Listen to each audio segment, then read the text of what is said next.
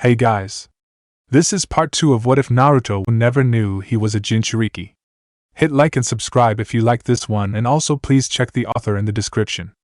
Let's start.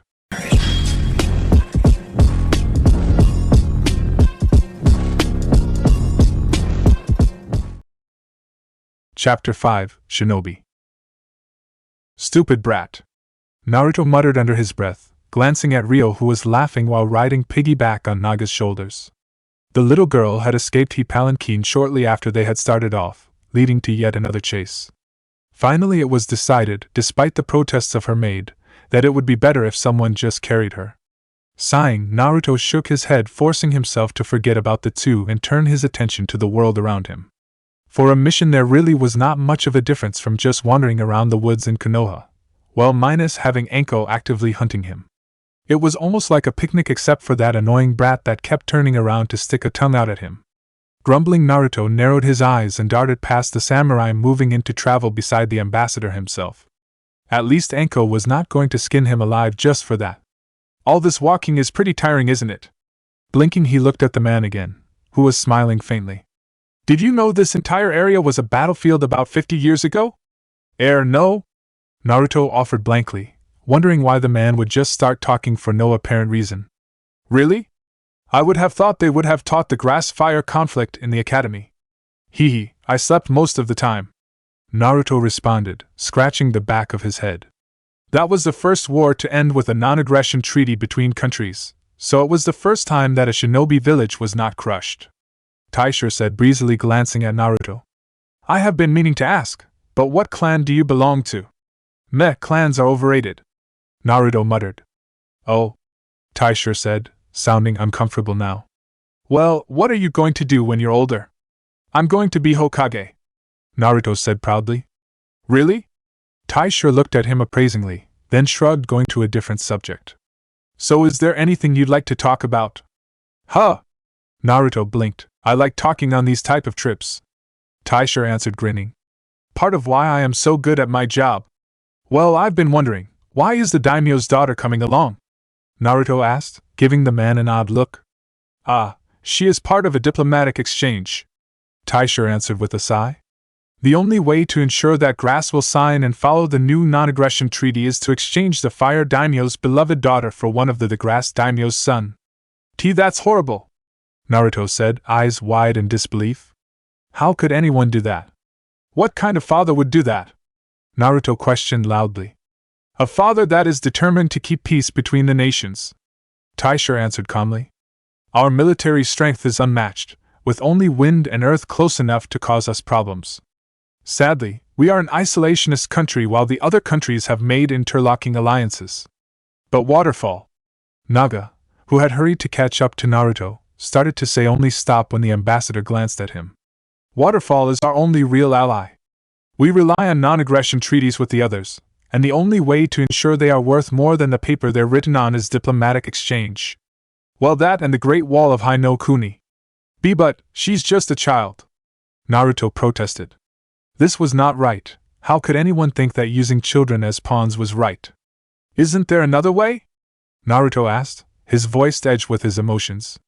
We could try to conquer the world, Taisho offered blandly, glancing at him. We are not lightning, however, so we prefer non-aggression treaties. It's still not right, Naruto muttered, voice sounding almost scary. Oh, I agree, Taisho said lightly. Sadly, like you shinobi, Ryoheim and myself are merely tools for a greater good. Naruto frowned, slowing down. This whole situation did not sit well with him. Plus, he did not like the idea of people being reduced to mere tools, especially him. Glancing at Taisho, Naruto scowled and continued on in silence. The little entourage surrounding the ambassador and Ryo reached one of the numerous gates of the massive Great Wall at noon, where their progress slowed to a crawl. Anko had always hated this part of missions outside Fire Country. It took forever to get through the various checkpoints, and everybody was so damn formal. Glancing at Naruto, she smirked, seeing his obvious annoyance at their slow progress. There was something to be said for having a student with a personality like his. Turning her attention back to the wall, she noted the sharp upswing in the number of fire samurai guarding the gate. Thank the gods she did not have to go through more than one of these. Leading the group of samurai and the lone other ninja to the gate guards, Anko smiled faintly, putting the samurai guards on edge. Apparently her reputation was known even among them. That made her smile just a bit more. Stopping just short of the towering wall, she glanced up at the distant watchtowers which were manned by squads of samurai, then turned back as the captain of the samurai came toward her. Unconcerned, Anko fished in her pocket, and then producing the required papers handed it over, whistling as she motioned for Naruto to join her. The blonde, shooting a dark glare at Ryo, darted up to join her side. He did not say anything and Anko did nothing to acknowledge his presence. The captain glanced at them briefly, checked the papers and then started toward the samurai. Geez, come on, can't we just go over the wall or something?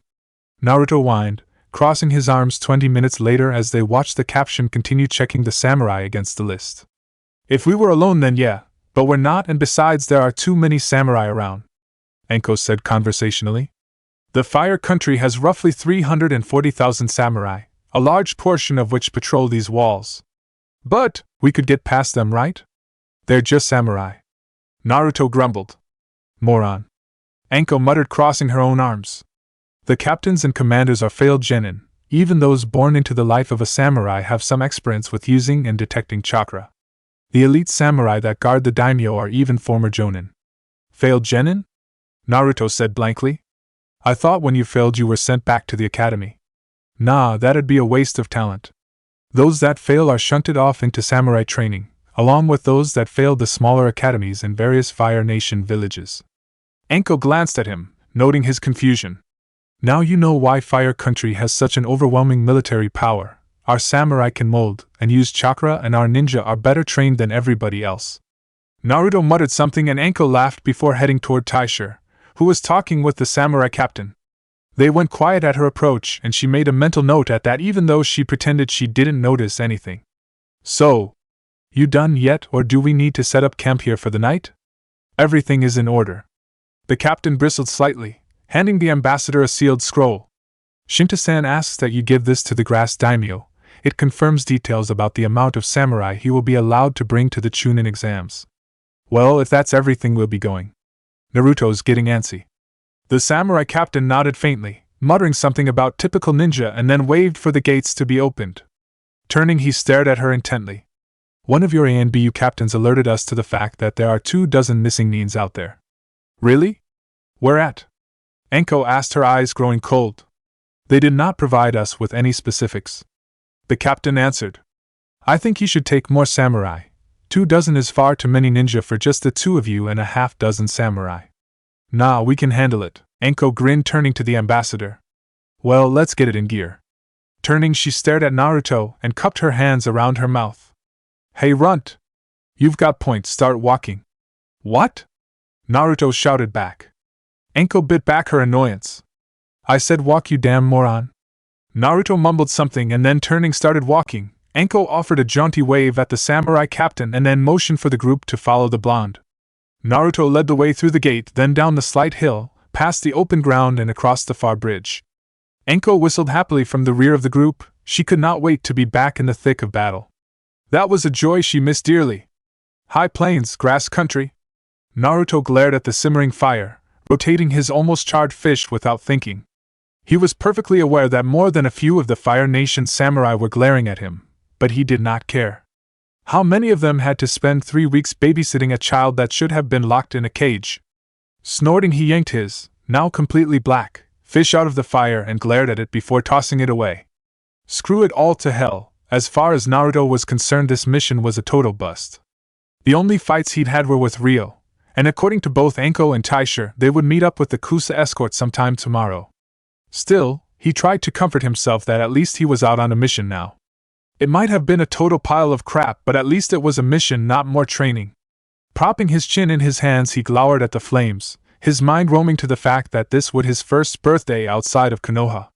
Not that it really was different. Outside of Irika offering a happy birthday bowl of ramen, Naruto had never celebrated or received anything. It had not, however, kept him from hurting bad enough yesterday that he had almost mentioned it to Anko. Thankfully, he had remembered that Anko was the last person that would actually care about his birth. Geez, you look like you've lost your best friend. Anko grinned as she plopped down next to Naruto, picking up a stick to poke the fire. Snorting, the blonde ignored her, unwilling to say anything to her about what he was feeling.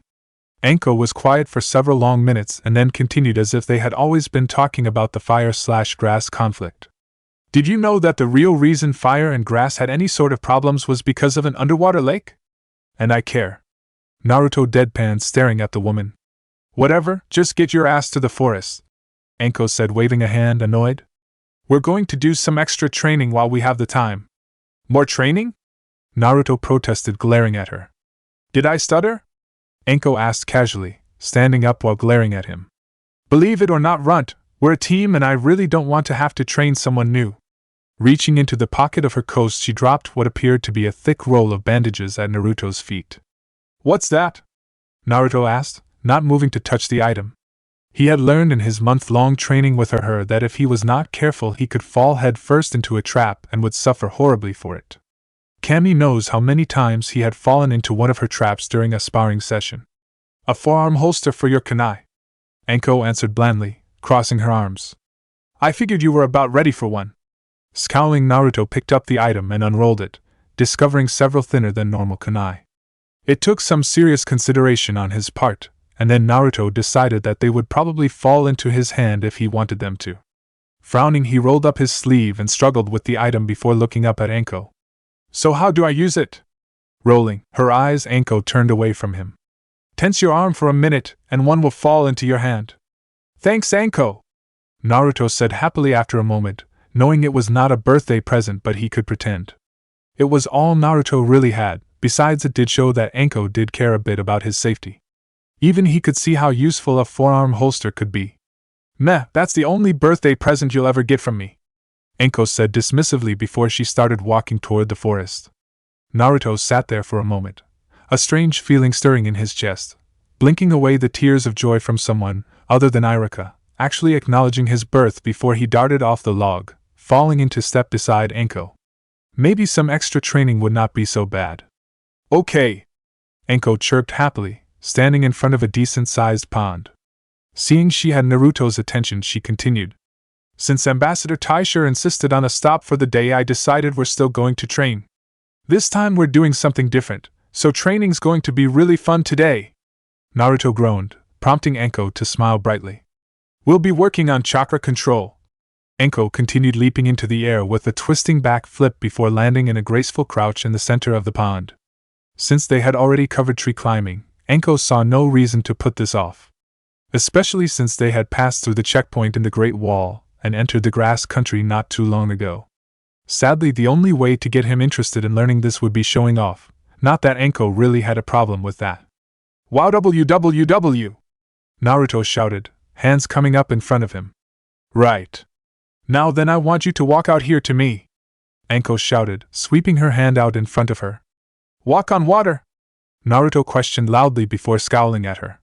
Lucky for him, Anko was not like her sensei, otherwise Naruto would have been dead as of now. Just concentrate your chakra under your feet, that's all it takes.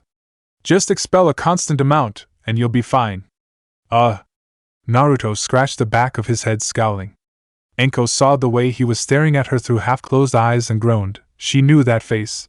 It was his I'm thinking cause I am confused but I am not telling you look. Anko frowned, even going so far as to tap her foot on the water. He now had yet another mark in her going to kill while sleeping column. He seemed to notice her impatience and snorted, thumbing his nose. Piece of cake! That said, he took off on a dead run. Sadly, he managed 4 steps before he sunk all the way up to his neck. I thought it was going to be a piece of cake, Anko taunted. Screw you!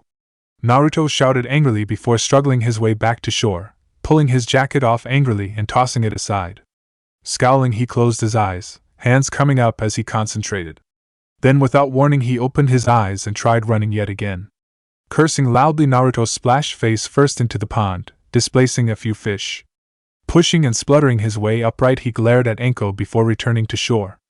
Anko shook her head, rubbing her temples. This was going to be a long day.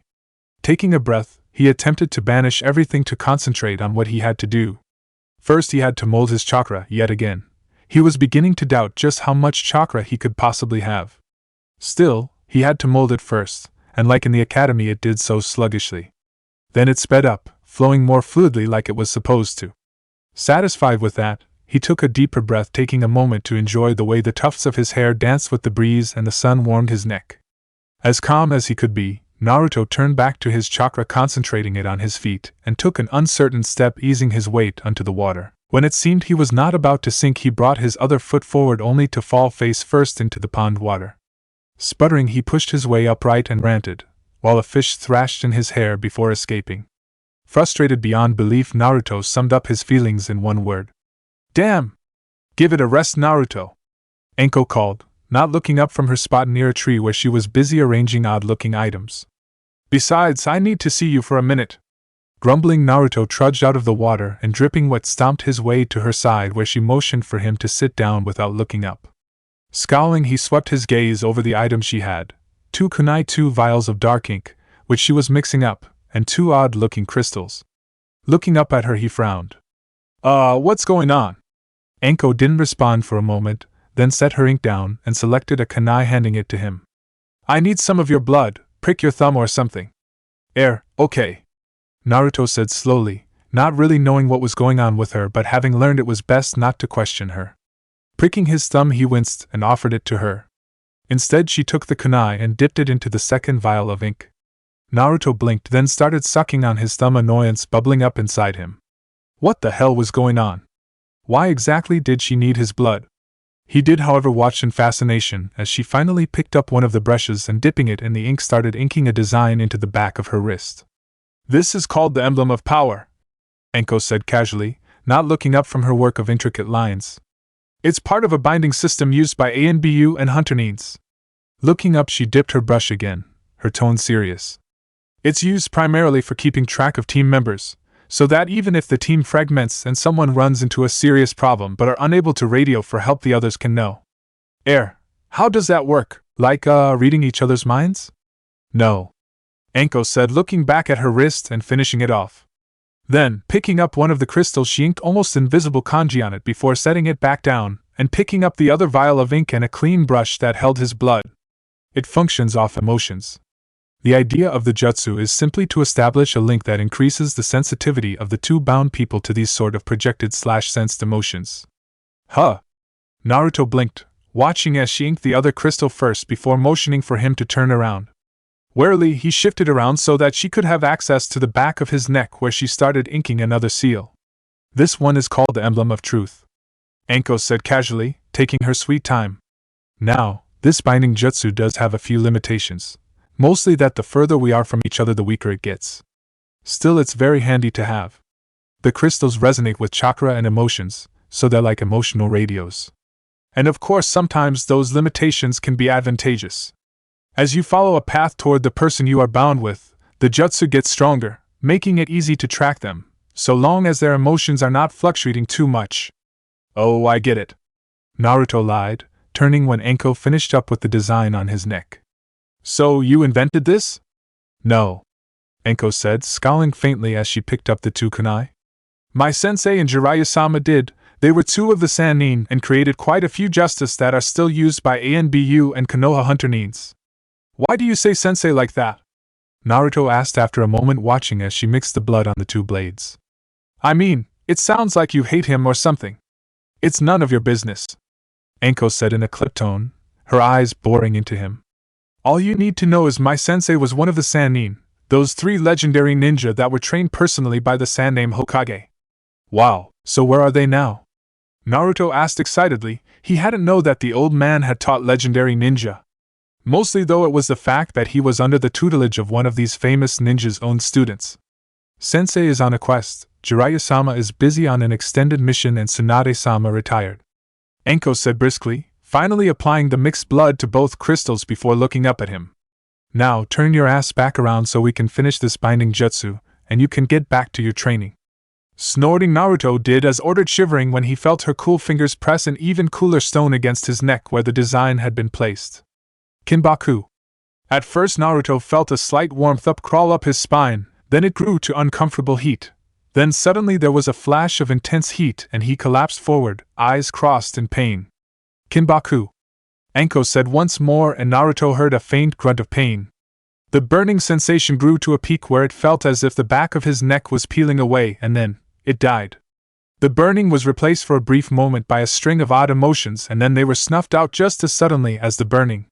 Puzzled over that, Naruto reached back to touch his throbbing neck, expecting to feel burnt flesh or at least the crystal. Instead, all he felt was smooth flesh, as if nothing had ever happened.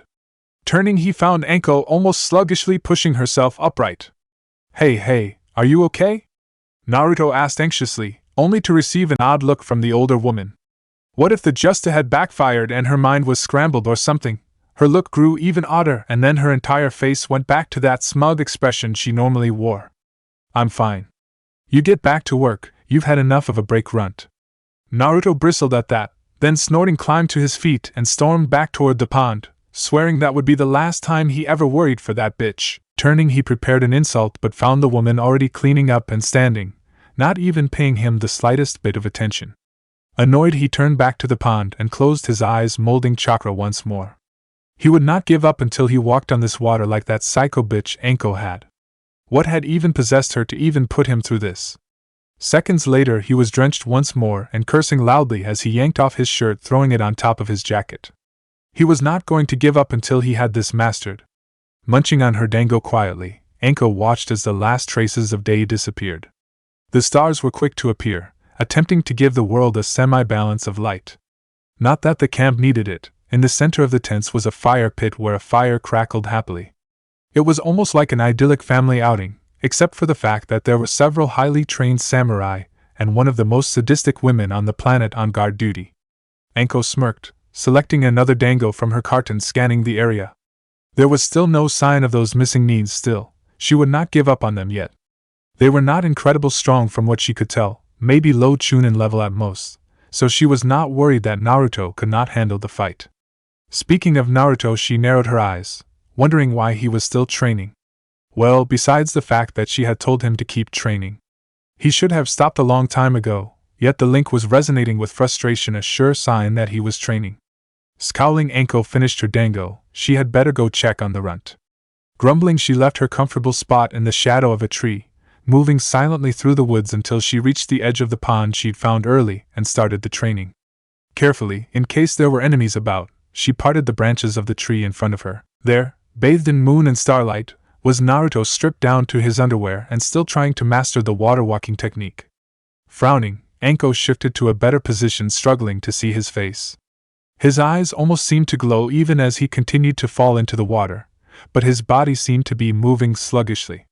By all rights, the boy should have collapsed by now due to exhaustion, even with his inhuman stamina. He had been training non-stop for nearly 12 hours. That was insane. Still, Anko left him alone, almost willing him to get this technique, because like she had told him earlier, he was her teammate. Anko watched, seeing the way he would manage to stumble through the water knee-deep before toppling forward to sink. A curse managed to escape her as she started to save his damn hide, only freeze when his head broke the surface and he uttered a curse of his own. Settling back, she watched as he swam back to shore, where he shook his head and hopped on one foot to knock water out of his ear. Turning, Naruto glared at the pond, eyes more determined than ever. Damn it! I'm going to be Hokage someday. I can do this! I'm not going to let a freaking pond stop me! That declared he, concentrated, hands held in position to help the concentration needed to mold the chakra. Anko held her breath. On an instinctive level, she knew that this would be his last shot. Either he made it, or he passed out, and she had to save his worthless ass. Lowering his hands, Naruto marched forward, head held high as if he was not even worried. Anko bit her lip, watching as his feet carried him further and further across the water's surface, and then, pride filling her for some reason, she smirked as he came to a stop dead center. The sheer amount of stamina and chakra he was using was outrageous, impossible, yet there he was, and he even appeared to have chakra and stamina left to burn. Naruto looked around smugly, then lifted his arms, voice echoing in the night. Thought I could not do it, didn't ya, stupid sadistic bitch? I'm going to be Hokage and you can't stop me! That shouted, he started dancing stupidly, cheering himself. Anko merely continued to stare at him, a blank look on her face. Not so much because of his dance, but more because of the fact that he had the energy to dance. Anybody else, herself included, would have collapsed well before they could even think about dancing. Just what was Naruto? How strong could he become? How powerful? Somewhere, unknown to her, a smaller voice that sounded vaguely like a hissing snake whispered, "How can I use him?" Still, even Naruto could not fight off exhaustion forever as he toppled forward once more, sinking yet again. Enko waited a few minutes to ensure that he was not about to recover, and then she broke cover to retrieve Naruto and keep him in the world of the living. Naruto woke up with a dull throb in his temples. He was not sure why, but he knew that he had won and that the noise around him was not helping. Sitting up, the blonde looked around as the samurai packed up the camp, two playing with Ryo, who was laughing happily. Groaning, Naruto climbed to his feet, hand resting against one of his temples. "About time you woke up," Enko suddenly said from behind him, and Naruto jerked in surprise. "Geez, why did she always do that?" Turning, he glared up at the smiling Jonin who was twirling a kunai. "Well, I guess we can start now. Unless your highness would like to sleep a bit more." Naruto glared at her and she smiled, ruffling his hair before turning to speak with a samurai that was nearby. Snorting, the blonde looked at the sky to see how long he had been sleeping, but found it a flat gray color. Oh, just the perfect way to start a day, under a gray sky and with a throbbing headache. All he needed now was to find out he was on the same damn team with Sasuke after all. "I'd have to kill myself if that was true," Naruto muttered as he turned back to his sleeping bag, repacking it. "Naga, Naga! Look!" Ryo suddenly shouted, drawing Naruto's attention. He watched as the girl darted away from the smiling samurai to grab a sunflower on the edge of the camp. She was smiling brightly, pleased with the discovery. Even Naruto started to smile at that. Then three things happened at once. Enko shouted ambush. A samurai that was standing beside Naruto was brought down with a kunai to the throat, and Naga was unsheathing his sword, racing to save Ryo from the various missing nins that were hurtling toward them. "Move!" Enko shouted, as samurai fanned out in a circle to protect the ambassador. Naruto's eyes darted everywhere. Naga was fighting desperately against a missing nin. Enko was darting everywhere, leaving a bloody wake behind her with a grin. The samurai next to him was dead, his blood pooling around Naruto's feet, those glassy eyes staring unseeing at the heavens. Naruto knew he should do something, to move, to fight, yet he could not do it. His body refused to move. He watched a samurai, who were only just barely able to mold chakra, fought against seemingly unbeatable ninja. He saw samurai die horrible, painful deaths at the hands of ninja and jutsu. Ryo was screaming as Naga collapsed to his knees, blood spraying from his throat. The blood kept pooling, expanding until Naruto's foot was slick with the liquid. He felt sick, he wanted to run away. Then something inside Naruto stirred. It was not like during his fight with Sasuke or sparring Enko. It was almost as if something inside him was dancing. He felt his blood starting to burn with a desire to draw blood to. Naruto saw Naga clutch futile at his murderer's clothes, and Ryo screamed as she tried to crawl away from the towering ninja that had killed her only source of protection. Suddenly everything that had frozen him in place was gone. Scattered like leaves during a whirlwind, Naruto reacted without thinking, darting forward as the missing nin started flashing through seals for a jutsu. Naruto's hand shot to his leg holster before sending several kunai flying almost flawlessly. Naruto was seconds behind the weapons, eyes narrowed and instincts guiding him. The missing nin cursed as he leapt out of the path of the weapons, turning to stare at Naruto. Naruto stared at those gray eyes, even as things started slowing down. A part of him shouted that he was going to die, while another part, the part that had taken control, screamed wordlessly in anticipation of the fight. Kagebunshin! Seconds later, Naruto was surrounded by 4 clones. 2 ducked the missing nin's initial attack to grab Ryo and fled toward the ambassador.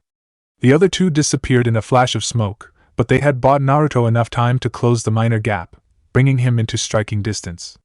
The missing nin took a swipe at the boy's head with a kunai, but Naruto ducked, coming up thrusting his own kunai for the man's stomach. Instinct was all Naruto had right now, and he was running with it. This bastard was going to try and hurt Ryo after all, and Naruto could not let that happen. The missing nin reacted instantly, taking a half step back while performing a passing block, forcing Naruto's weapon into the earth. Naruto adapted to the sudden change smoothly, using his momentum to whip around into a single-handed handstand, catching the missing nin's hand that was holding a kunai aimed at Naruto's neck. There was a half second of non-movement, then Naruto was delivering an inverted front kick to the man's elbow. The missing nin yanked his arm away, clutching at the now broke joint as Naruto completed his flip, pulling his kunai free. Spinning, Naruto's moment of joy at his great move was brought to an abrupt halt when the missing nin attacked with his other arm viciously. Naruto managed to move to the side just as the kunai came within inches of slicing his cheek. Gulping, Naruto tried to recover but was forced to dodge yet again, with the handspring just barely avoiding the stab at his chest. This was bad. He could not dodge for much longer. This was proven a moment later when the missing nin's kunai stabbed through the sleeve of Naruto's jumpsuit, slicing his shoulder. Clutching his arm, he tumbled to the ground, but thankfully his training paid off and he rolled in a desperate attempt to put some space between them. Damn it! Skidding to a stop, Naruto looked around, eyes going wide, realizing that the missing nin was already within a half step of him. Heaving, he moved his body, forcing himself into a half crouch, only to be pitched forward and pelted by debris as a flash note that had escaped his weapon's pouch went off. Recovering quickly, Naruto instinctively turned to face his enemy while blocking out the pain of his shoulder. The missing nin was crouched, hand over his eyes as if shielding them. Once more following his instincts, Naruto charged his enemy empty-handed. The missing nin apparently heard his rush and made a blind lunge at Naruto's chest, but the blonde jumped like he had been taught, flipping over the man as he twisted around in the air. What followed next was slow, almost dreamlike. Naruto saw the opening and his hand moved of its own accord, allowing a kunai from his forearm holster to fall perfectly into his hand. The moment it left his fingers, Naruto no longer saw an enemy or a human. All Naruto saw was a training dummy. Then time sped back up and he was slamming full force into the ground, while his enemy collapsed face first. For a moment Naruto felt pride that he had hit the target, that he had preformed so perfectly. It did not register for several long minutes that he was on a mission and that was a real human he had just killed. His mind refused to accept the facts until he could no longer ignore the blood that had splattered his face from the blow. Numbness spread through him and then, tears. Anko ducked the first wild slash, catching it on her way back to a standing position. For a moment she stared into the widening eyes of the missing ninja she was fighting and then she was molding her chakra. Sanaida Jasha! Seconds later Anko grimaced as snakes exploded from the sleeve of her jacket, twisting as they plunged through the air to sink their venomous fangs into the unsuspecting ninja. She watched briefly as his mouth foamed and then released his arm, the snakes recoiling back into her wrist. Noticing that she was being avoided for the moment, she took the chance to study the battlefield. She had not expected an ambush here. Stupid! She should have seen it coming, should have felt the morons moving into position. At least the samurai were talented enough with chakra that they could stall the attacking ninja. Ducking a sloppy attack, Anko plunged a kunai through the missing nin's ribs and into his heart. Shoving him away, Anko spun, realizing that she could not see or feel Naruto at all. Where was that brat? Earlier in the fight she had seen him frozen, but he had been alive. Now she could not feel anything, yet he had not died. If he had, Anko would have felt that. She had taken only a few dozen steps when another missing nin charged her. Anko reacted easily using his weight and momentum.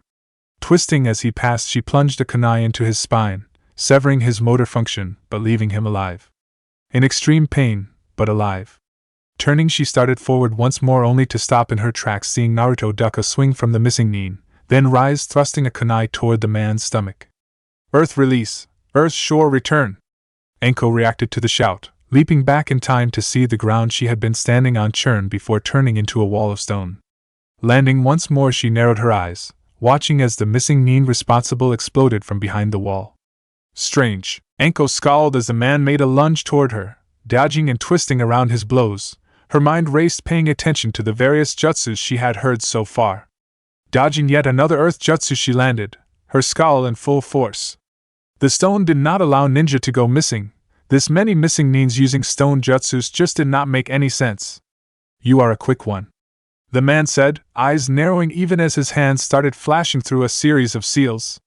Anko smiled viciously, molding her chakra and lashing out with a punch. Sanaida Jasha. Seconds later she watched as the man, obviously at least low jonin, lost his concentration as several snakes wrapped around them with bone-crushing power. Turning her gaze away as the snakes finished their work, she tried to find Naruto again, cursing that she had lost track of the fight. Moving quickly, she jumped up, using the stone wall as a perch to locate the fight she was interested in, which she found just as a flash note went off. Cursing, she squinted through the dots in front of her eyes, her breath stopping as Naruto twisted around for a head-on charge. Would he?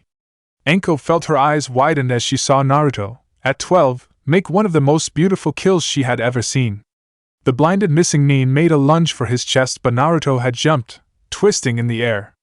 Anko could almost read his mind as his eyes fixated on the back of the man's neck. She bit her lip, watching as his hand came forward, his forearm holster supplying the kunai required. After that, it was nothing more than a flash of dark metal slipping perfectly from his hand and into the base of the man's skull. Enko saw a vague, satisfied smile on Naruto's face before he crashed to the earth, his enemy toppling forward from the momentum. It was all over. Seconds stretched out in silence, and Enko shifted her attention briefly to the ambassador, noting that most of the samurai were wounded in some way. Thankfully, the missing Nins were retreating, which meant she could turn her attention back to Naruto. Naruto had yet to move and his emotions were not registering. No, they were starting to come through now. He felt guilty. Scowling, Enko hopped off the wall and, stepping over the bodies of various samurai and ninja, made her way to Naruto. Curious, she paused next to the ninja that Naruto had taken down. Kneeling, she studied his body, fingers prodding his shoulders and back. About the same strength as Sasuke. Grinning in satisfaction, she plucked the kunai from the man's skull and stood walking over to kneel next to Naruto. He was spread eagle on the ground, blue eyes staring at the sky as he cried. The type of crying that only those who were too innocent for life as a ninja. It was a silent cry, the type that so often followed first kills. Staring at him, she remembered. "Kill them, Enko, my sweet lil viper!" A shadowy man, with yellow eyes, whispered to her before glancing at her two happily chatting teammates. "Hi, Oro-sensei." Shaking that memory off, she reached down, gently wiping Naruto's cheek clear of tears. Her stomach was twisting itself into a knot, but she could not place a finger on why. "Aye." Naruto hiccuped, his eyes drifting to stare at her. Enko nodded, giving him a reassuring smile. "It was beautiful." Then reaching down, she pressed the kunai into his hand. "This is yours." She hesitated, feeling as if she had heard those things somewhere before. Enko quickly shrugged that off, noticing his shoulder. The wound was deep, but it seemed to be healing on its own. Raising an eyebrow, she produced a bandage and covered the wound, not bothering with the medical cream. She knew he recovered quickly, but this was faster than she had ever seen. "I killed him!" Naruto whispered hoarsely, breaking her train of thought. Turning her attention back to him, she found him staring at her, as if waiting for her judgment. Enko nodded, glancing back at him with a proud smile. "I'll buy you ramen when we get to the hidden grass." Standing, she moved off to check on the others, granting him a moment to recover from the shock of his first kill. Then suddenly she realized with a horrible jolt that everything she had just said and done had been said to her. Her hand went up to her neck, covering a blank space where she remembered being bitten once. She was not her sensei. She was not. Chapter 6, Kusa Village. Sandaime could feel a stiffness in his joints as he watched the warm rain beat against the windows of his office as he listened to its steady drumbeat on the roof. He was getting old. He even had doubts about his ability to bear the responsibilities of Hokage much longer. Just yesterday he had forgotten an important meeting with Ibiki, the head of his ANBU interrogation squad, all because he had allowed himself to become distracted staring at flowers. A Hokage should be like a Roman candle. A long, powerful ascent, and then, when it reaches the peak, an unrivaled explosion. Sandaime muttered softly, recalling the Nidame's words. Maybe he should select another Hokage and retire yet again. But who? The closest candidate in terms of power was Kakashi, but that man could not be Hokage. If only one of his students was still around, then he could select one. Without meaning to, he started to remember the days when he was young and teaching the famous Sanins. He was startled out of his reminiscence by a soft knocking at the office door. "Come in." Although he was Sandaime, could tell by the way the person's footsteps fell that they were ANBU. They had a very unique way of moving that only a truly experienced ninja like a Kage could notice. Turning, he stared at the man, taking in the typical black uniform and armor, noting the katana strapped to his back. Although the ANBU looked familiar, the Sandaime could swear he even remembered holding the man as a baby a long, long time ago. He racked his brain to remember the name that accompanied the face behind the bird mask. Try as he might, he could not remember, so instead the Sandaime sighed, inquiring, "What is it?" "Reports." That said, the man offered the two tiny, beaten silver cylinders. Sandaime untied the cylinders and took them over to the light of the window opening to examine the minute seals. One was the familiar seal of Kakashi. Breaking it open, the message inside was short and encrypted with only a basic cipher that the Sandaime was able to read directly. It reported that Enko's team had completed their mission successfully and would return soon. The other cylinder took him a minute to recognize before he blinked. "Enko? That would be all." Sandaime said without making a move to open her cylinder. The second the door was shut, he returned to his seat behind his desk and sat down, the cylinder still in hand. Setting it aside for a moment, he poured himself a cup of strong and bitter tea, then sipped, listening to the rain. What could have caused Anko to send him a report immediately, from the field, by way of ANBU? She never did that, even when there were things that warranted such action. Sighing, he broke the seals and found 4 scrolls made of very thin paper, the characters tiny, the message long and encoded in ANBU cipher reserved for the most sensitive communications. Decoding was laborious. When it was completed, he read the report, and then reread it twice. Putting the report down on his desk, he allowed his eyes to drift back to the beads of water on the window pane as he let his mind range. Kotetsu! Sandaime called and was immediately greeted with the bandaged Chunin. Hokage-sama? As soon as the rain stops, fetch Kakashi-san and alert the chief medic at the hospital to prepare for a Class A examination within a week. Hi! Kotetsu said, rushing out of the room, closing the door behind him. Smiling, Sandaime looked down at report from Anko once more. For the first time in a long while, he felt a shiver of what could almost be called youthful excitement run through his old body. I knew there was something about that boy. It was beautiful. Naruto muttered to himself as he leaned against the boulder, his fingers splayed against the yellowed grass. They were located in an area that Anko had called the High Plains, once a battlefield from the Grassfire conflict. When Anko had told him the story of the place, Naruto had not cared. He had been lost in thought about the man he had killed. Somehow, he just could not make himself care about anything. He had not meant to kill the man. Naruto had almost shouted that at her, but Anko's obvious pride had kept him from it. Her pride made him try to lock away his feelings about the murder. But somehow, whenever he closed his eyes or allowed his mind to wander, images of his own hands, stained with someone else's blood, crept into his mind. Momentarily clenching his eyes and teeth, he forcibly dispelled these visions. He was a ninja, and it had been beautiful. Nodding, Naruto focused his attention back on the little girl that was playing with 2 of his clones. She seemed so happy, rough-housing with his clones and laughing. He watched, trying to take some enjoyment in the little girl's joy. Failing, Naruto shifted his gaze to Anko, who was talking with the ambassador, her body language suggesting what they were discussing was serious. Closing his eyes, he leaned his head against the boulder, concentrating on his breathing. This proved to be a bad idea, since he was bombarded with memories of the samurai that had died, watching Naga die, of the blood spraying from the back of the missing Nin's head. Snapping his eyes open, he found himself staring up into the curious gaze of Ryo. Naruto? Yeah? Naruto managed, blinking. Smiling shyly, the little girl held up a flower for him. FOEW. Huh! Naruto managed, reaching up to take the flower curiously. Looking back at her, he smiled back. Nobody had ever given him a flower before. Thanks, Ryo-chan. The girl giggled, then turned and ran back off to play with the clones, one of whom picked her up and spun her around laughing. Naruto watched for a moment, then felt queasy and looked back at the flower. How could she be so happy? How could he stand to hold such a delicate little flower in the same hands that he had used to brutally take a human life? Naruto! Jerking, the blonde looked up to see Anko glaring at him. Getting up quickly, he put the flower in a pocket, rushing over to her. Arms crossed, she stared at him before speaking once more. The ambassador says our grass contacts will be arriving soon. You need to make sure to keep a very close eye on Ryo. Right. Naruto said, looking as serious as he could make himself. Strangely, now that he had something to concentrate on other than the life he had taken, the pain lessened. Maybe that was the secret to why Anko was always on the move, always toying with a kunai or other weapon. Turning, he motioned his clones, one of whom was letting Ryo ride on his back, to join him. Taking the girl and allowing the 2 clones to disappear in a puff, he offered a goofy smile. Piggyback ride? Yeah! Ryo cheered happily as Naruto awkwardly put the girl on his shoulders. He even bore the child's playful pulling on his hair, allowing a facade of his former carefree nature to slid into place.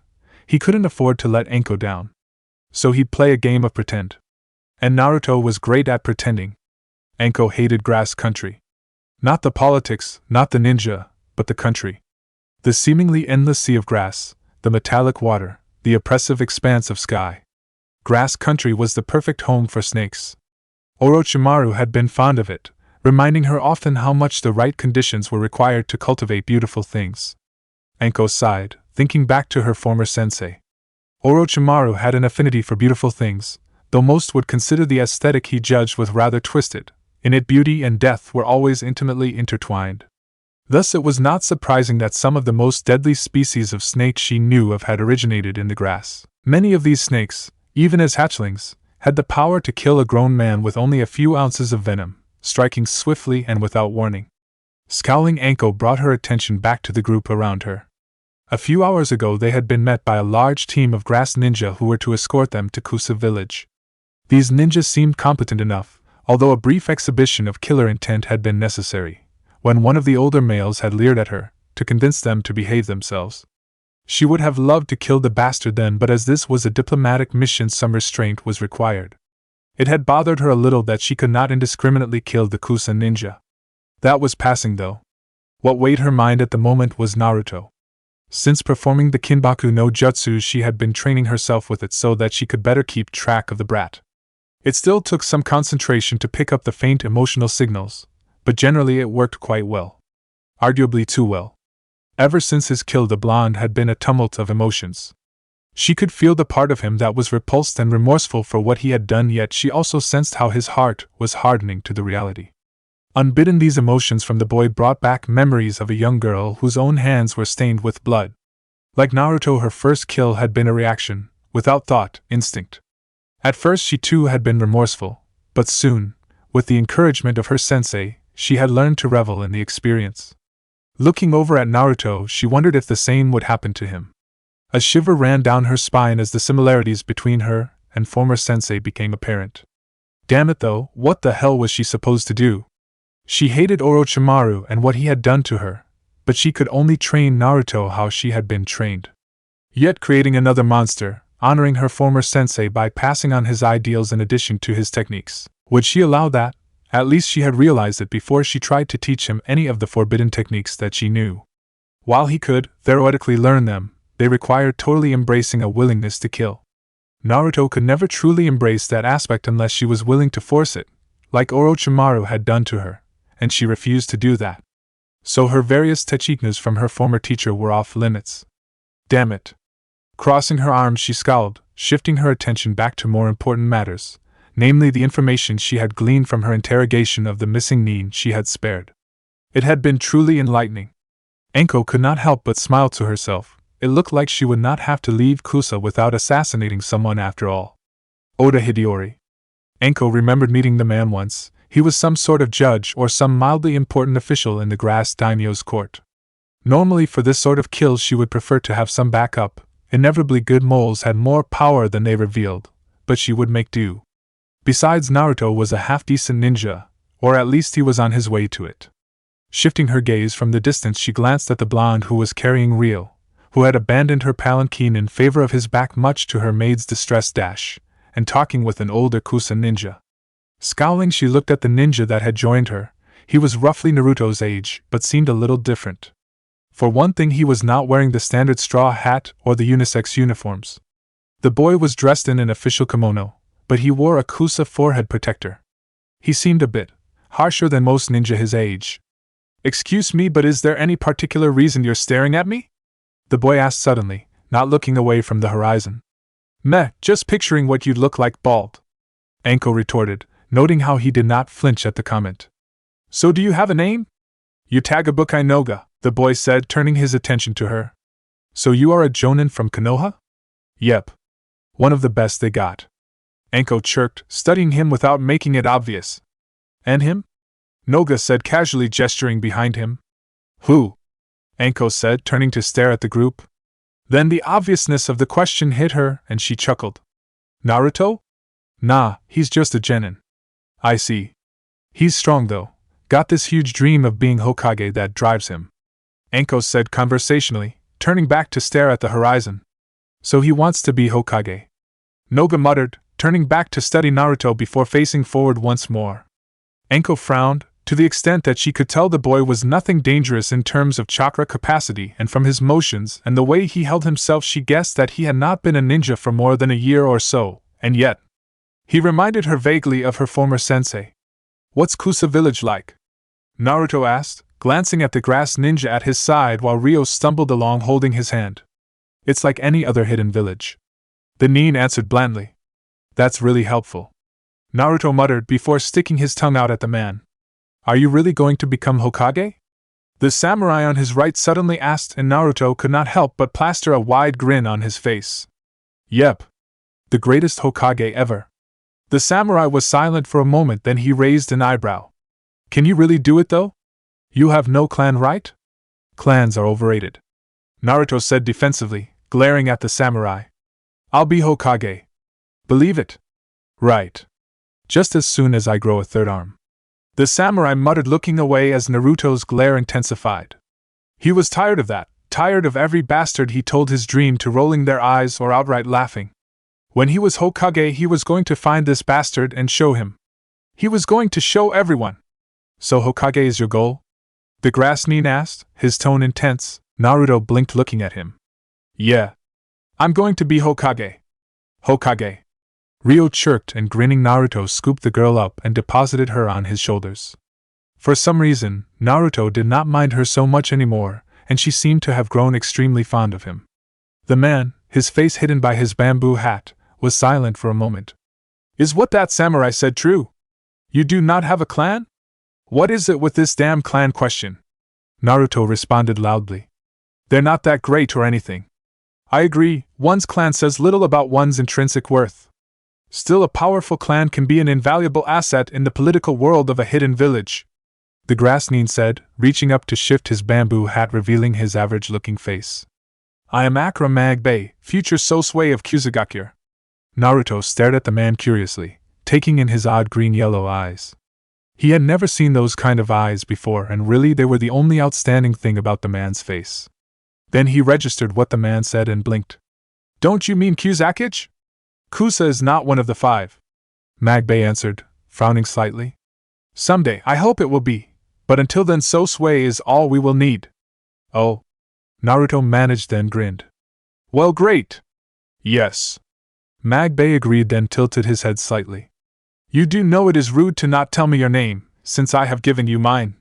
Hee hee hee. My name's Uzumaki Naruto. Naruto could not help but smile even more. I will remember that name, Magbei said seriously, nodding. I will carve it into my memory, the name of one who will become Hokage. Naruto silent for a moment, then grinned, nodding to himself. I'll do the same for you. What about me? Ryo suddenly interjected, leaning forward, sounding put out. Naruto stuck his tongue out at her, then laughed when she mimicked him. I'm sure we'll both remember your name too, Magbei said seriously, with a hint of a smile before shifting his bamboo hat back into place. 1999, 2000, 2001. Anko stopped counting steps long enough to take in her surroundings. It was a sharply rising hill, covered with brittle yellow grass, flanked on either side by even larger grass-covered hills. Looking back, she saw Naruto, then looked around at the fields stretching out before her.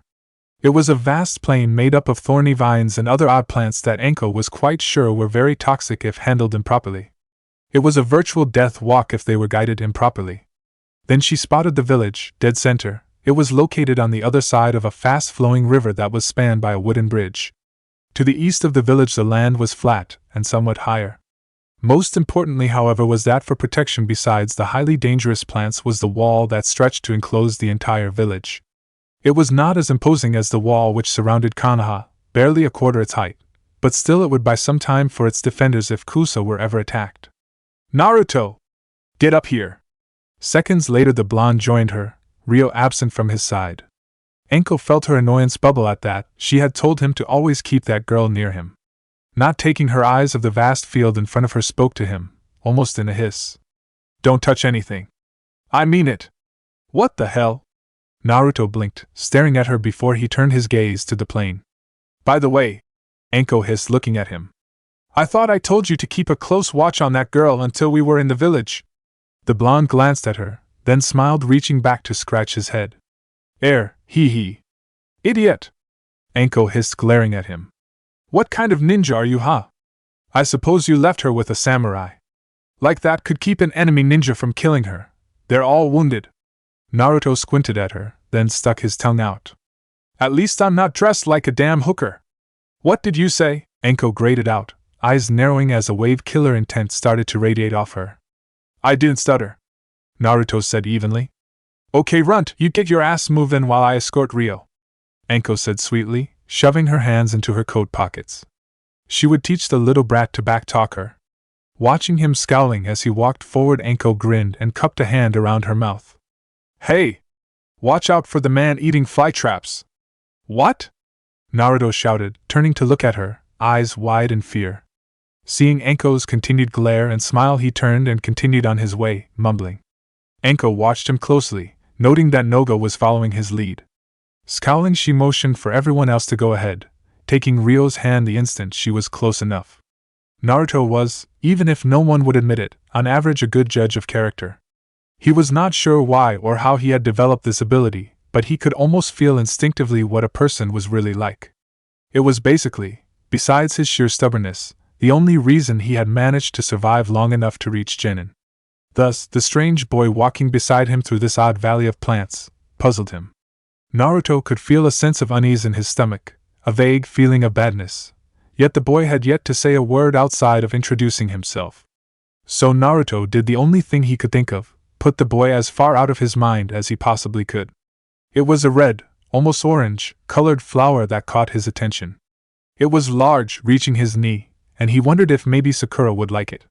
He even reached out to pluck said flower when a firm hand grasped his wrist, stopping him short. Blinking in surprise, he looked up at Noga, who was staring at him with intent yellow-green eyes. I wouldn't do that, the boy said after a moment as Naruto yanked his arm free and stood upright once more. Why not? It's just a flower. Sakura-chan would love it, Naruto said, glancing at the flower once more. How could she not love it? That color was almost perfect for her. That plant is called a chihana, literally blood flower, Noga said blandly. I highly doubt that any girl would appreciate a flower that spits a flesh-dissolving venom. Right, Naruto said, taking a half step away from the plant, noting it intently before glancing back at the boy who was walking once more. Grumbling, the blonde started walking as well, knowing that the polite thing would be to thank the boy, but he just did not have that in him. After several minutes, Noga spoke up once more, his tone bland as ever. Do you really intend to become Hokage?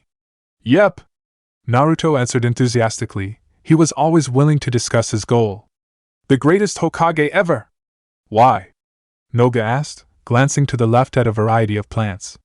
To make everyone acknowledge me, Naruto said seriously. I see, Noga said lightly, before pointing at a group of vines with a delicious-looking red fruit creeping close to the path. Those small vines with the fruit are called hibernia vines. They induce forgetfulness and a very slow death. Naruto was silent for a moment, then looked at him. You're smart. Kusa ninja are experts in poisons and plants, Noga said casually, glancing at him. Unlike you soft Konoha ninja, we grow up with our lives depending on our knowledge. Oh, Naruto said before bristling slightly.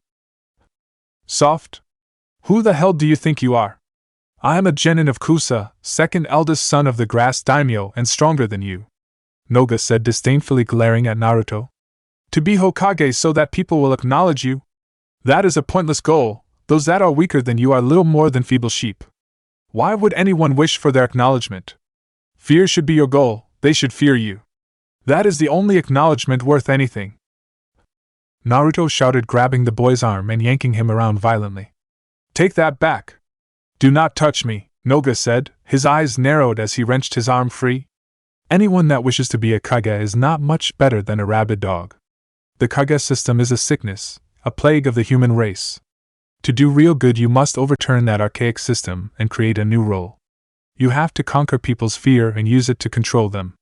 You! Naruto shouted before lashing out blindly. The result was a satisfying crunch as his knuckles clashed against the daimyo's son's cheek, knocking him off his feet. Naruto stood there for a moment, then snorting in disgust turned and stormed on ahead, leaving the boy behind. Sitting up, Noga touched his bruised cheek as he spit out blood, then narrowing his eyes climbed to his feet, staring intently after the blonde. Anko could feel her patience wearing thin as the Kusa gate guards argued with Magbei about some inane little procedural detail. It was all she could do to keep from slaughtering them and letting herself through the gate. Even Naruto, who was now back to carrying Rio, was looking highly agitated, which was not such a surprise really. Finally, just before Anko snapped, the gates swung open and Magbei led the group inside the walls of Kusa village. Well, not really a village, It was odd, or at least a village in the sense that she was used to. The buildings all seemed to be built up of plants grown from the ground, leaving her a feeling that she was walking in some sort of bizarre forest. It was definitely strange, and she did not like it. She knew enough about grass needs to know they were strongest when surrounded by nature, and this village was nothing but nature. Suddenly, Magbei stopped walking and turned, facing them. "Welcome to Kusa village."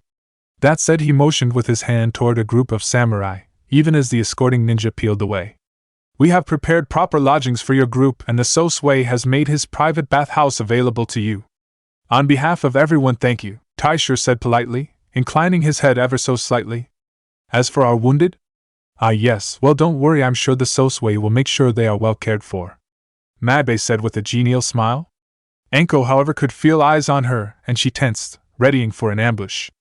Magbei seemed to see it, and quickly explained, his tone soothing.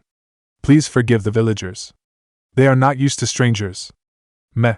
Enko aloud then focused her attention on Naruto, who was standing next to her. "Give Ryo to one of the samurai." Naruto hesitated, obviously remembering what she had said to him earlier, but he did as ordered, and then without so much as a polite word or bow, Enko started walking in a random direction, motioning for him to follow her, which he did. There were several reasons she had separated them from the group, but primarily she was a woman of her word and she had promised Naruto ramen. The shop they found was small, crammed between larger buildings, and oddly enough it seemed to have built out of something other than a natural material. It almost looked like rusted metal that had been fused together. Not that it mattered, given Naruto's infatuation with ramen. Enko figured anything would be fine. A thin, balding man behind the counter beamed at the two of them as they entered the shop. As soon as he was sure they were not about to leave, he gave them a customary greeting. "Welcome to Loa no Ramen," which Enko waved off, glancing at Naruto curiously. "Are you sure this is okay?" Naruto asked as he took his seat beside Enko, who was already ordering dango, ramen and sake. "We won't be needed just yet," Enko muttered, glancing at him. "You noticed that the others were getting cleaned up, right?" "Yeah," Naruto said, scowling slightly. "Shouldn't we be doing that?" "No," Enko said flatly, grabbing her sake as soon as it was put in front of her. "Haven't you noticed that all the grass ninja are extra clean? They've got their daimyo here. We're Konoha ninja. The only one we clean up for is our daimyo. Besides, the ninja will notice the blood on our clothes. That's a good intimidation factor." "Oh," Naruto said, his attention diverting to his ramen, which he quickly attacked, much to the amusement of Enko, who selected one of her sticks of dango. A moment of silence passed over them, silence in which Enko began to wonder just how much ramen the boy could pack away. He was already on his 8th bowl. "So, how'd I do?" "Huh?" Naruto suddenly asked, his tone excited and staring at her expectantly. Enko hesitated, unsure of what to say. Scowling for a moment, she thought about it, then nodded. "Better than my first teammates." "Really?" Naruto said, happily turning back to his ramen. "Yeah, you're still alive." Enko scowled, turning back to her dango and sake. "That's a vast difference between you and them." Coughing, Naruto hit his chest before staring at her. Grinning, Enko glanced at him, her eyes almost gleaming. "Something wrong?" "No!" Naruto shouted before returning to his meal reluctantly. Grinning, Enko took a vicious bite out of her dango, shifting to a different subject. "So, why'd you hit Noga?" "He insulted the Hokage and said that the only way to real power was to control people through fear." Naruto growled, snapping a chopstick. Cursing, he tossed the broken stick aside and selected a new set. "I see." Enko muttered, eyebrows drawing together. So Noga and her former sensei thought the same way about power. That was interesting. Thank Kami, Noga did not have any real strength or power as a ninja. He was just some minor grass genin. Otherwise it would be Orochimaru all over again. In Enko's opinion, one was enough. "Hey, Enko?" Naruto suddenly asked, staring at his empty ramen bowl. "HN? What was your first mission like?" Naruto asked curiously, looking at her. "None of your business," Enko answered sharply, focusing on her dango. She did not want to talk about that atrocity. "Please?" Naruto pleaded, and Enko sighed, setting her dango down before glaring at him. "My first mission was nothing like yours," Enko said firmly, narrowing her eyes. Naruto started, then stopped, scowling slightly. "I don't know anything about you," Enko snorted, grabbing her dango and taking an extra vicious bite out of it. Enko knew what he wanted something to judge his own actions against. Enko had wanted the same damn thing from Orochimaru. Still, did not mean it was a good idea to tell him about her fist mission. If only she had known then what she now knew about her former sensei. Sighing, Enko began talking without thinking. Nanking was not a pleasant mission. The mission started simple enough, but things got out of control quickly. It was during the war with the stone, back toward the beginning, before Oro-sensei left on his quest. Was it? Naruto hesitated, then stared at her. Did you kill anyone?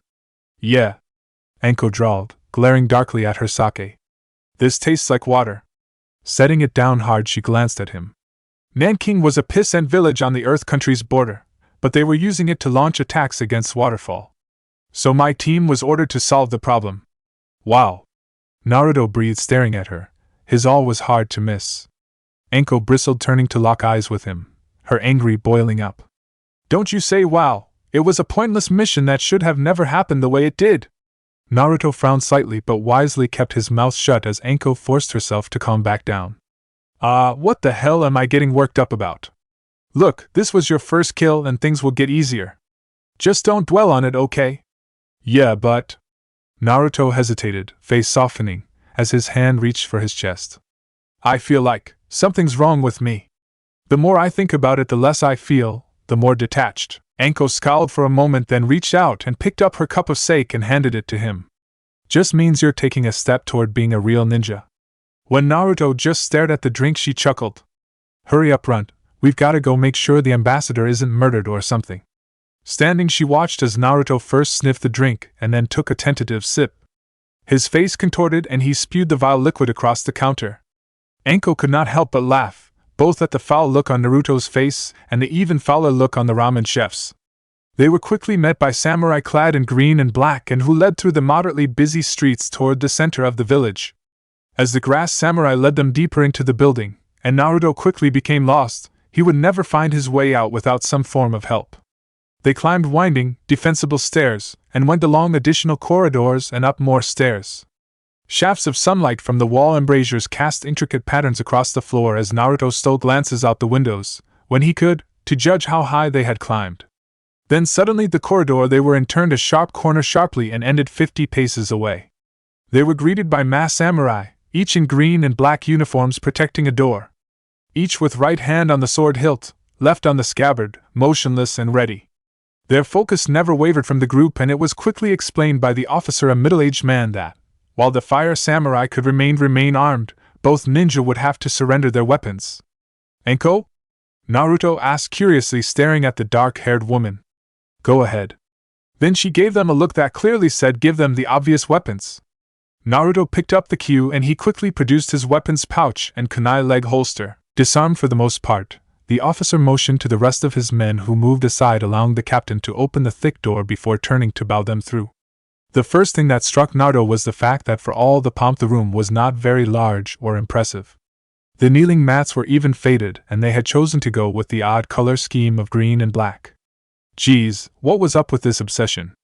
Overall, in Naruto's opinion, the place was sorely lacking in atmosphere. Now maybe if they had some orange and pink here and there. Naruto blinked, noticing that he was the only one still standing in the doorway, and quickly hurried to catch up to the group, where they were all now standing before a dais near the center of the room. Not even Naruto, distracted as he was by his musing about pink and orange furniture, could not miss the 5 samurai kneeling in a circle around the dais, nor the 10 kneeling on each side of the room, all silently focused on the man sitting on atop the dais silently. Several minutes passed where no one acknowledged the group, much to Naruto's mounting annoyance. Geez, could they sit down already, or at least start talking? Ugh. Fine, if everyone else wanted to play quiet mouse still mouse, then he was going to ask the damned question. Can we sit down already? Naruto demanded belligerently, arms crossed. All eyes within his group flashed to Naruto while the seated man, dressed in surprisingly simple but clean robes, turned his gaze upon him. The seated man's gaze was steady, and Naruto felt an almost overwhelming power reach out, rooting him in his place. Geez, this was just freaky. Then the man shifted his gaze to the ambassador, offering a faint smile. Please, have a seat. Letting out a breath he did not realize he had been holding, Naruto sat down, propping a hand on his knee and glaring around him. Daimyo Utaga Bukai, Taisho said cordially. Ambassador. Utagabukai replied politely. I have heard that you had a minor problem on the trip to Kusa. Yes. Unfortunately, a band of missing Nins ambushed us. Taisha answered gravely before relaxing. Thankfully, our Konoha ninja and Fire Country samurai escort was more than enough to handle the problem. Thankfully. Utagabuki agreed, then shifted his gaze to the red-headed girl held in the arms of a red-clad samurai.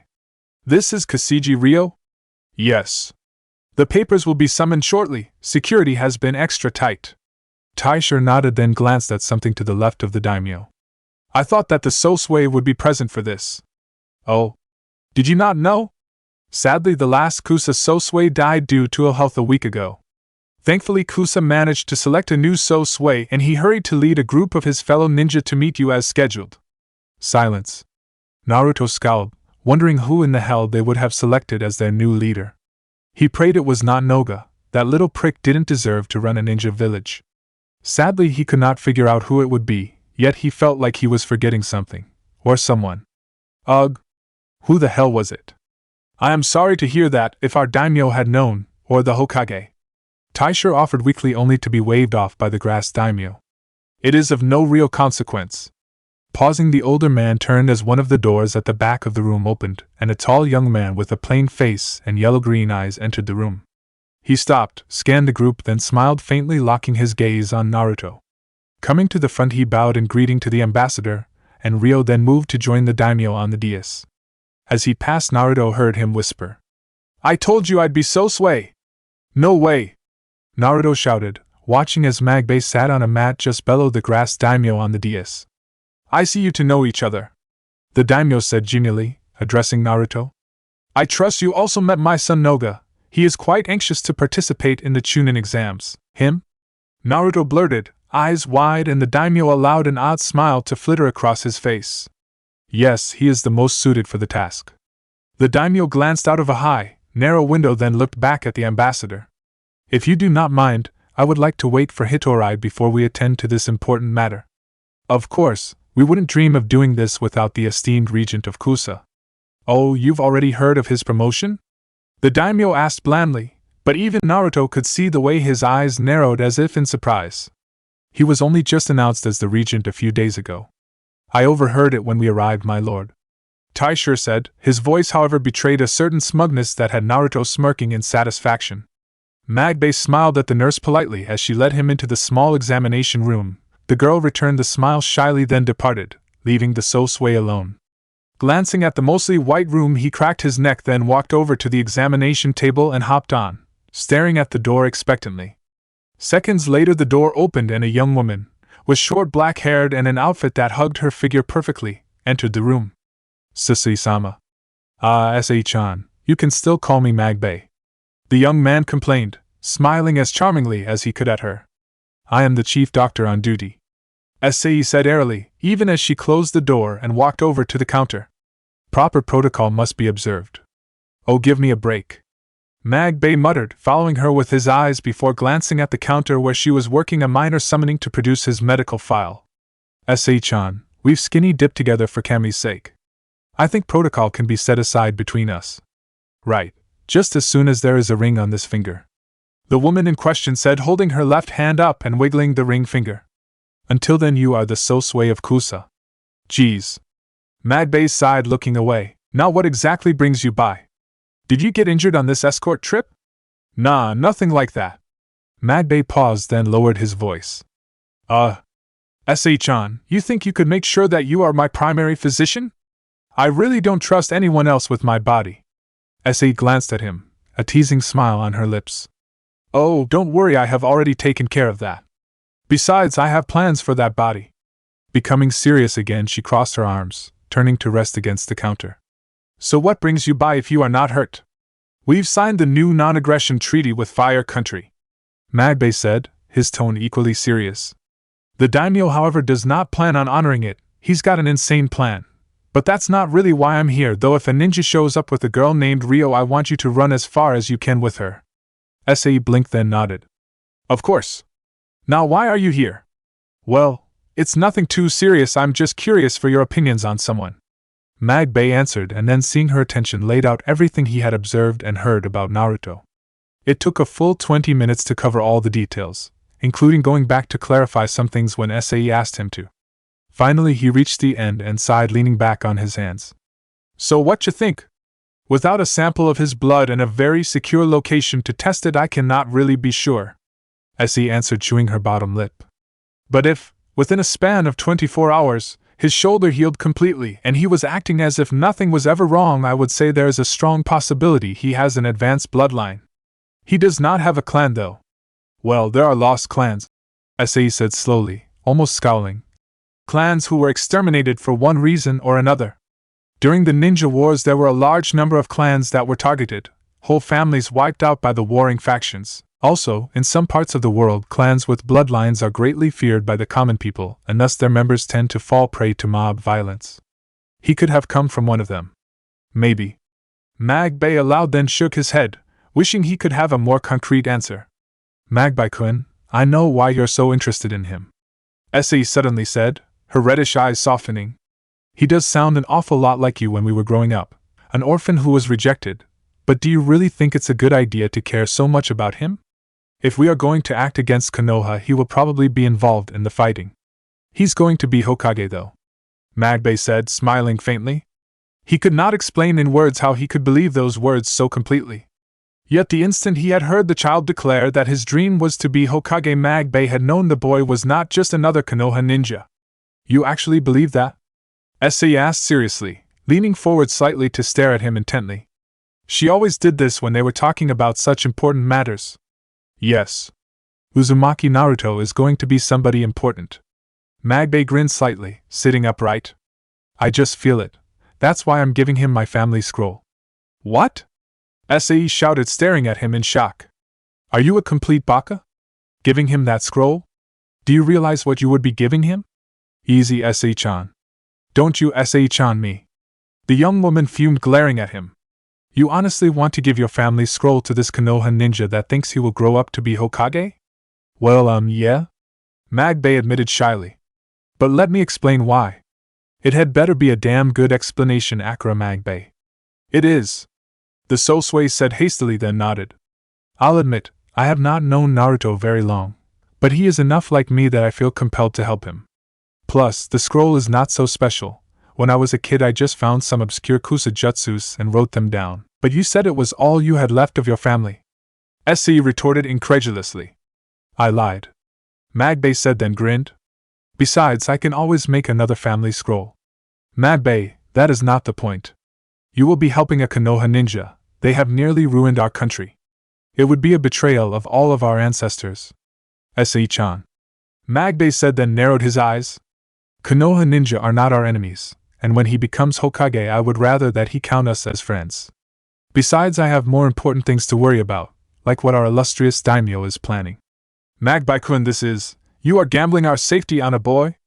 Naruto is going to be in a position to control the most dominant military force on this continent someday, and I would prefer to have him remember me as someone that helped him out. You just don't get it, do you? SAE said, hopelessly staring at him. Magbei slid off the examination table, meeting her gaze evenly. Arai-san, you are the one that does not get it. I am not interested in a war that happened 50 or 100 years ago, or the agenda of petty politicians. All I am interested in is protecting my village, and maybe someday trading Sosui for Kusakage. That said, he tried to give her a quick kiss on the lips, but SAE turned her head, not relaxing her posture one bit. Sighing, the young man shook his head and turned, leaving the room behind. His shoulders were tense, and he looked more serious than ever in the entire time he had lived in the village. Inside his pocket he felt a small box press against his hand. Clutching it, he sighed and shook his head. Someday he would ask. Why are we sleeping outside again? Naruto asked as laid out his sleeping roll across from the log that Anko was sitting on. It's safer, Anko answered curtly, scowling. We messed up someone's plans on our way here, and sleeping in the inn near the others would only put them at greater risk. Huh! Why us? I thought they were after Rio. Shouldn't we be protecting her? Naruto grumbled, obviously annoyed. Baka. Rio has been delivered. Her safety is Kusa's job now. No, we will be targeted because we interfered with their job.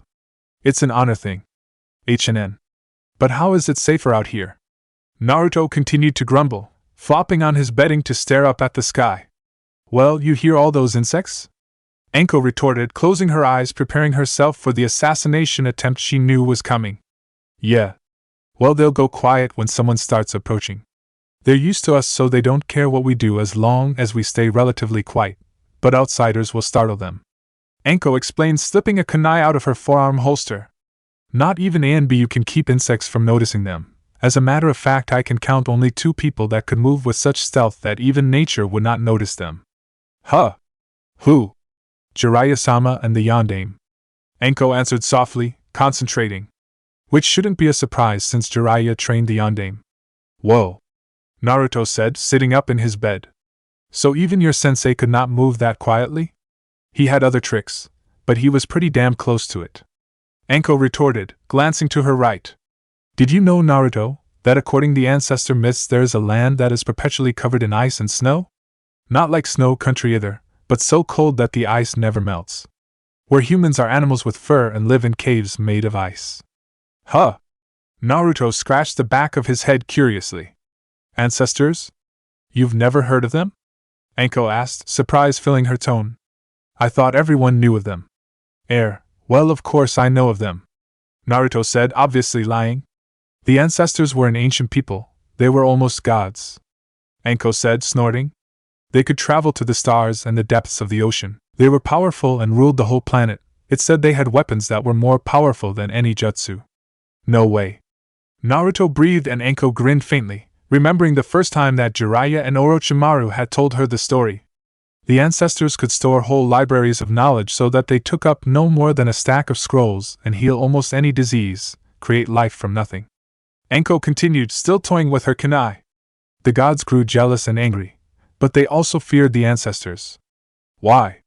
Naruto asked, leaning forward anxiously. Because the ancestors were on the cusp of something that only the gods themselves possessed. Anko said, slowly meeting his gaze. Immortality. It was within their grasp, and they asked of creation who can compare to our greatness. The gods could not allow it. They struck down the ancestors. The gods struck with cataclysmic earthquakes, floods, and when those had failed to cripple the ancestors, the gods opened the gates of hell on them. Why? Naruto asked, eyes wide. The gods sent oni of all sorts, twisted and malformed spirits, and even the fearsome tail demons, like the Kyuubi, to destroy them. Anko explained calmly. Many of the demons were destroyed in their war with the ancestors, but ultimately the ancestors and their civilization was destroyed. Yet the gods were unable to destroy all of the ancestors' knowledge or the descendants of the ancestors. Descendants? Naruto asked with a frown in his tone before blinking. You mean the children? You really didn't think that such a powerful race could have been destroyed completely? Of course some survived, and those few are why and how we use jutsus. Why didn't Iruka-sensei tell us this stuff in the academy? Naruto exclaimed. This is why more interesting than most everything else he taught us. It's not a well-known piece information. Anko said, staring at him. I only know because 2 of the Sanins shared an interest in them. Do you really think they existed? Naruto asked after a moment, laying back on his bed, and Anko shook her head. Doesn't matter, they're gone now. Staring at his stretched-out form, she sighed. Get some sleep, brat, you've got second watch. She listened closely until she heard his soft snores, and then she relaxed slightly. If there was going to be an attack, she preferred it happen while he was sleeping. Who would it be? One of the ninja that had escorted them, or a samurai? It was too bad that Hideyori himself was in the capital, or she'd have gutted him well before now. Well, until then she would just wait. Closing her eyes, she allowed herself a few moments of peace. Anko jerked into alertness and threw herself into a forward shoulder roll as a hail of weapons crashed into the log she had been dozing on. Reaching Naruto's side, she grabbed his shoulder, yanking him out of his sleeping roll just as another series of deadly objects rained down. Huh! Why? Naruto managed, trying desperately to wake up while Anko literally dragged him to the only place they would have cover at. Anko? What's gone on? He managed to ask, the entire time yawning. Scowling, she shoved him against the fallen tree, eyes darting everywhere. We're being attacked, you idiot! Now stay quiet. That hiss, she strained to hear where the next attack would come from, but instead heard the rapid rustling of leaves, signaling that a ninja was attempting to escape. Like hell you're getting away. Anko hissed before leaping into the trees and gave chase to the noise. Branches, trees, and bush whipped past, her eyes focused entirely on the movement ahead. She was closing the distance. Timing her leap with his, she produced a kunai and let it fly in a smooth execution, which rewarded her with a scream from in front. Smiling in mild satisfaction, Anko sped onwards, bursting into a clear to find the ninja waiting, a dark spot spreading at his waist. The ninja started to form hand seals the second she appeared, but Anko cut him short by throwing another kunai, piercing his shoulder to render one arm useless. The man grabbed his shoulder for a moment before reaching for his kunai holster with his good arm. In that moment Anko moved, flipping out of the tree she landed and darted in a slightly zigzag pattern before striking. Time seemed to slow to a crawl as he swept his dagger at her, desperately trying to buy himself room, but Anko ducked it, and slipping an arm around his, as she drove a kunai deep into his other shoulder. She followed this up with a palm heel to his chin and a kick to the knee, toppling him. The instant he collapsed onto his back, she drove a knee into his solar plexus, another kunai coming out to press against his throat. Seconds later she heard the crashing noise of a hurrying Naruto. She looked up just as he burst into the clearing in a dead run. "Damn it!" Naruto shouted, skidding to a halt, his breathing ragged. "Did he get Awa?" The boy suddenly trailed off and Anko narrowed her eyes. Are you going to?" Naruto gulped, keeping a careful distance from her. Anko could feel a hint of imbalance in his emotions. This was why she had waited for him to catch up. Turning back, she stared into the horrified ninja's face, her tone cold. "Death is our art. We make it every day with our hands. And part of us becomes desperate to know, what's it like?" Suddenly her hand made a slicing motion, spraying blood into her face. She remained seated through the man's death throes and did not move or speak until he was finished. Nodding, she stood, kunai held loosely in her hand as she turned to stare at Naruto under the moonlight. "Ninja are death personified. Even Hokages, and you better accept that." Naruto stared at her, then looked away. "When I'm fighting," the woman said conversationally while wiping the bloodied blade on the back of her hand, "it's like the whole world goes away. Everything boils down to I'm gonna win, and they're gonna lose. But you killed him, even after he was helpless," Naruto said, eyes wide, staring at her once more. "Yeah, and he would have killed us if I had been soft-hearted," Anko said blandly, looking up at Naruto sharply. "I didn't choose to be like this. I would have loved to be like Kurenai. I would have loved to grow up dating and thinking about nail polish." Slipping her kunai back into her holster, her face grew hard. "I was baptized in blood like you. My sensei made sure I could be the best killer ever, so excuse me, Naruto, if when faced with a man that would happily kill me, I happily kill him instead." There was a moment of silence following her tirade, and then Naruto stared at her intently. "So, am I going to be like you?" "No," Anko said after a moment, starting back for the camp. "You're going to curse every life you take, but you'll accept it as part of the job." "Huh!" Anko turned back to stare at him, eyes sad even though he could not tell in the darkness. "That'll be the difference, Naruto. You'll keep your humanity." She stopped when she heard the hurried steps behind her, and then almost cursed when she felt him wrap his arms around her. For a moment she wondered what the hell he was doing, and then it registered. Despite his clumsiness, he was trying to hug her. She waited several moments, and then spoke up, her tone edged with a threat. "Stop being a damn moron and get back to camp. It's your turn to keep watch." When Naruto released her and walked ahead silently, she wondered why. The air was dry yet cool, with just enough clouds peppering the sky that there was hope for rain. The upside was that it would be greatly appreciated. The downside was that the clouds blocked much of the light from the brightening sky. This meant it was not dark out, which in turn meant Naruto was not wasting his training time. True, for any accuracy he had to almost squint, but he could make out the vague target. He had designed Sasuke's face pinned to a tree and sent his kunai hurtling. It struck a few inches off center. Grumbling, he produced a brace of shuriken for each hand and launched them. Sadly, only one or two even hit the tree, the others scattered into the darkened makeshift training area. "Damn it!" Naruto shouted, sitting down heavily and glaring at the tree. Why did he suck at using weapons? He was picking up the taijutsu fast enough. He could even use both jutsus that his sensei had taught him moderately well. So why was it that he could not use weapons even half as good as anyone from the academy? He had no talent with the damned things. But he could not just give up, he needed to learn. To be Hokage meant a lot of practice. Now it was dark and, as much as he hated to admit it, he could not really see in the dark. Plus his body was starting to protest the lack of sleep, yet he remained where he was, knowing that if he stopped practice, he would start thinking. If he was not clowning or practicing or working, he would start seeing the man's face that he had killed, and he would feel queasy. Naruto was not a killer, and yet he had felt a momentary thrill. That scared him. Shaking it all off, he quietly climbed to his feet and walked forward, gathering his weapons before glancing at his slumbering teacher. She had not approved of his hug, but she had sounded like a lot of the kids he remembered, and that was what everyone did to make other people happy. He did not understand. Maybe he had hugged her the wrong way. Sighing, he sat down heavily once more and crossed his arms, utterly confused, which meant his mind started to roam. Scowling, he started telling himself joke after joke, determined to keep it all locked away and to do as Anko had said. He was going to accept it. He was. And he wasn't crying, he had just pulled a muscle. Leaning against the wall beside the only gate leading into Kusa, Anko kept glancing curiously at the gathered Kusa ninja. They were not clumped together, yet it was obvious they were more than passively curious. To make matters worse, none of them were from the group that escorted them into the village yesterday. That baka, if we have to wait one more minute, Anko muttered, beginning to twirl a kunai on her finger. Narrowing her eyes, she considered the village and everything that had happened there. Her early morning report would reach the Hokage about noon. Sighing, she closed her eyes for a moment before catching her kunai so that she could cross her arms and prop her foot up against the wall. His loud, energetic voice chattering happily reached her first, and then she saw the blonde, walking toward them talking animatedly with the Sosui and Rio in his orange jacket holding his hand. I didn't think that actually came off, Anko muttered, staring at the jacket, which practically swallowed the girl.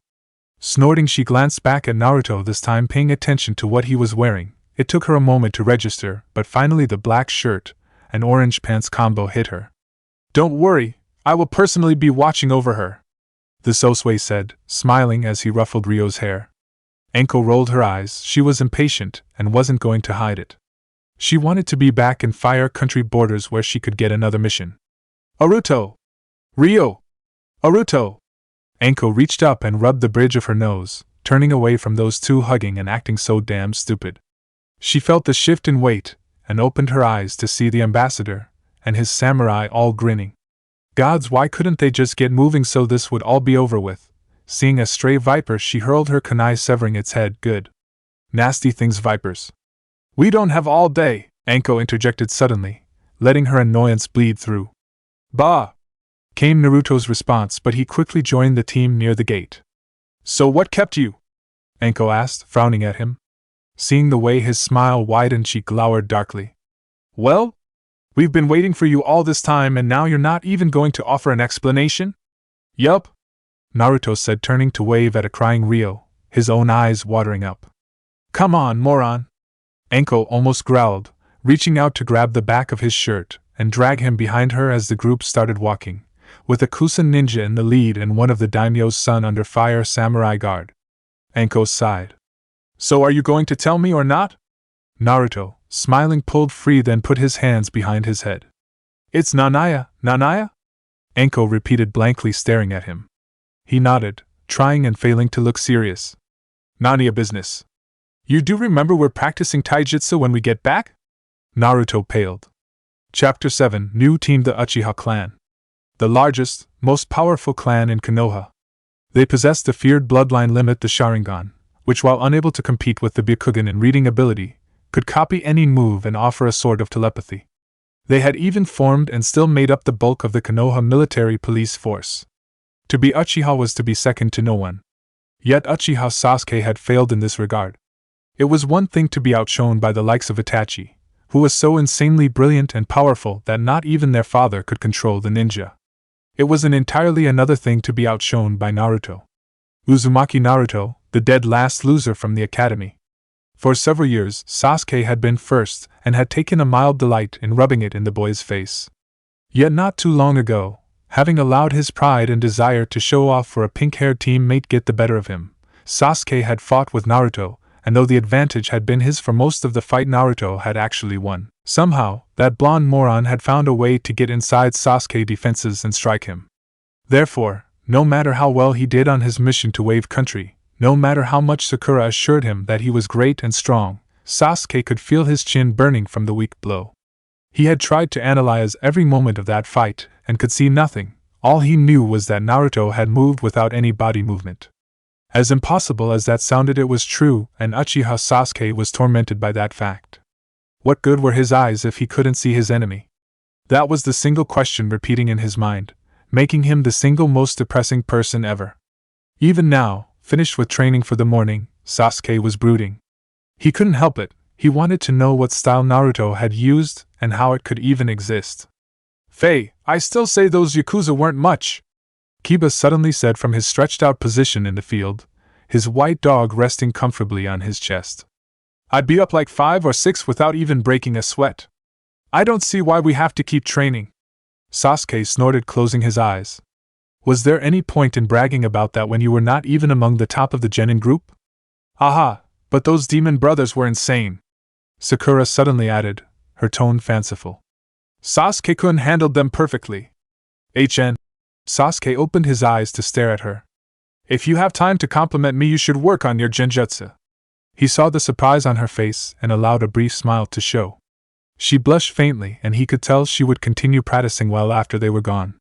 She had said it several times to him, that she would do anything to make him happy. After the first few times he had told her that he could never like a weakling like her, and she had started putting a great deal of effort into her training. His thoughts, however, were derailed as a loud and disturbingly familiar voice drifted up from the forest. "Ah, but do we really have to practice taijutsu? We just did that this morning." Sasuke was on his feet in a heartbeat, his every muscle taut. What was that loser doing out here? Seconds later, a battered-looking Naruto, who was missing his jacket, and his sensei came striding into view. The woman looked as if she was near a breaking point, and Naruto looked as if he was ready to start begging. "It's Naruto," Kiba said, sitting up, which displaced Akamaru. "I can't wait to rub his nose in our completed mission." "You are a real idiot, aren't you?"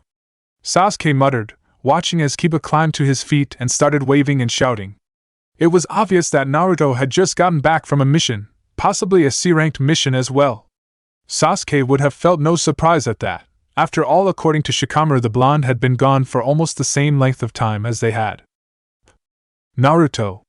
Kiba shouted, cupping his hands around his mouth.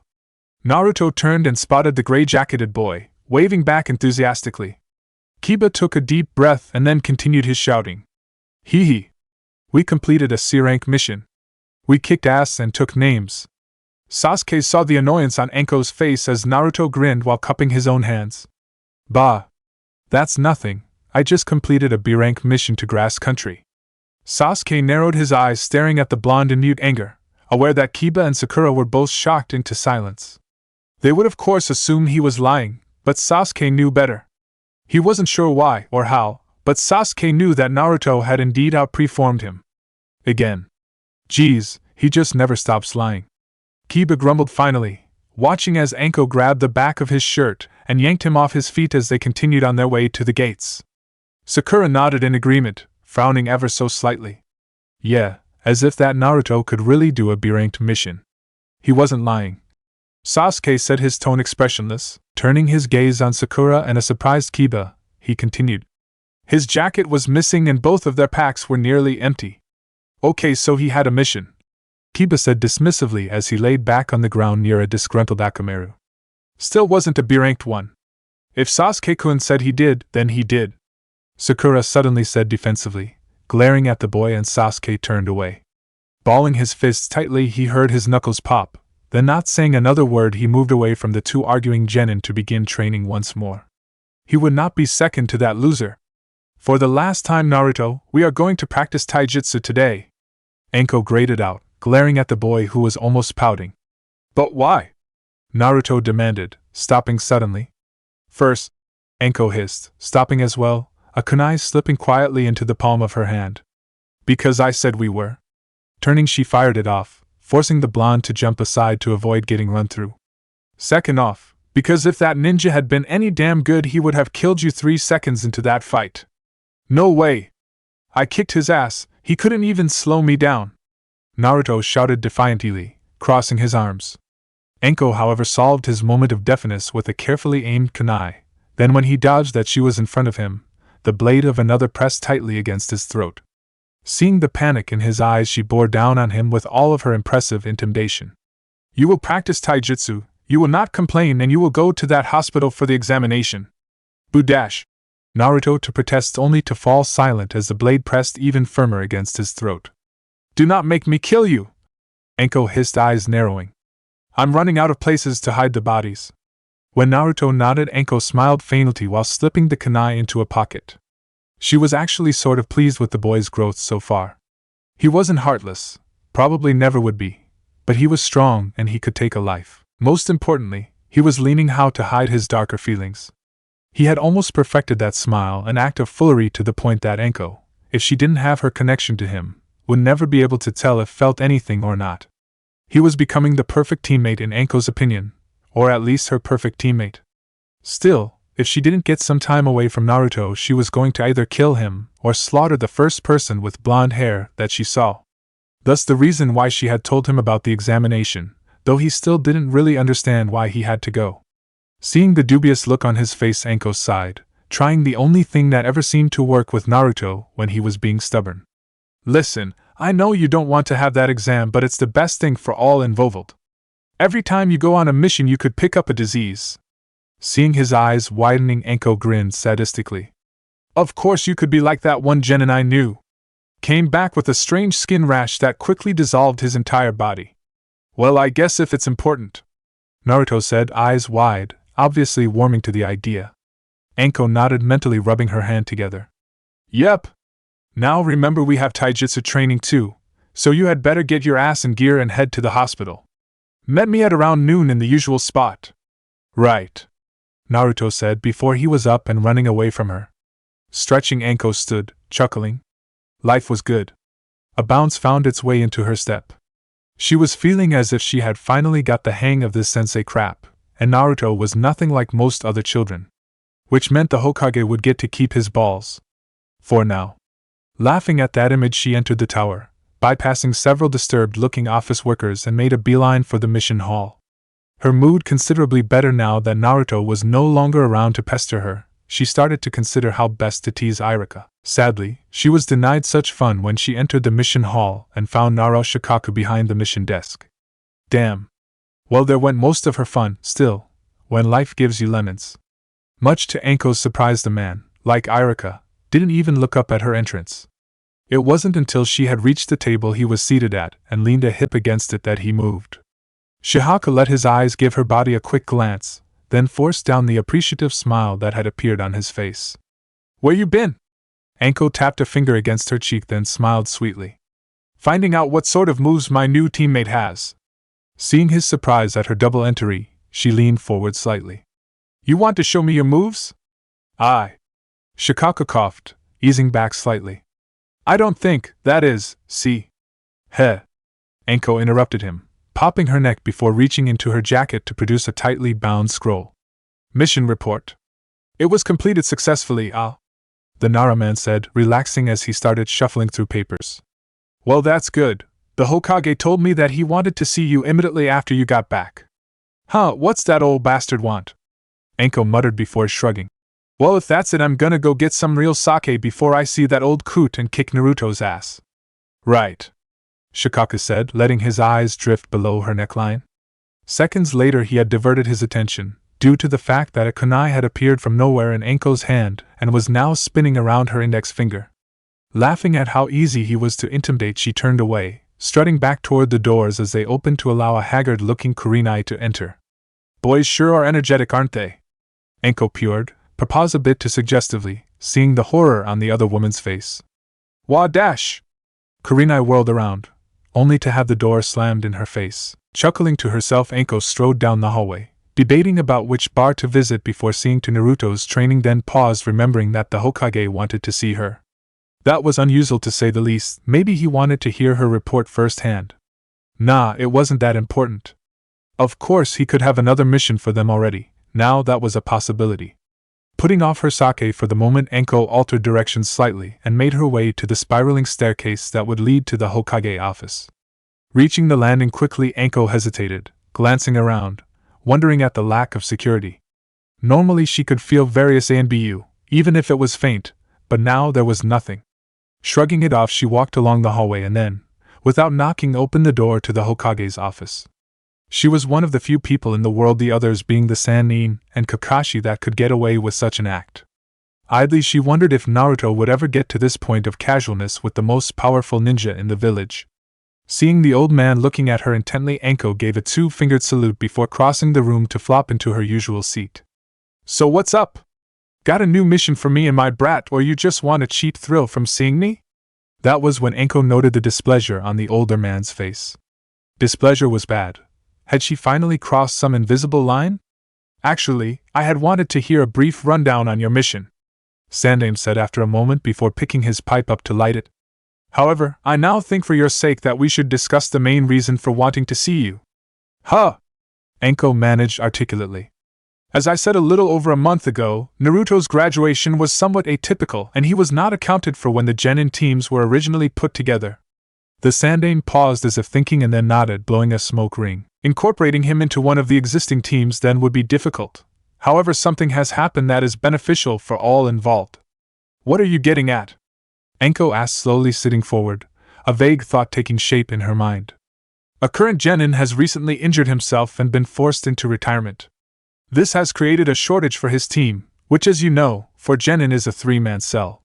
Naruto, as the only available genin that is not already in a three-man cell, is therefore being transferred. What? Anko shouted, standing up as if the seat had bit her. Naruto is my student! For the duration until the completion of the Chunin exams. The Sandaime continued calmly. All this requires is that you allow him to work with another team. He does need to learn how to work with others after all, especially if he wishes to be Hokage someday. I refuse, Anko said harshly. I'm not letting some half-rate, bleeding heart take Naruto and totally screw up everything I've accomplished with him. Anko-chan, it's not like you won't be training him or taking him out on the occasional mission. He just needs to experience working in a full team.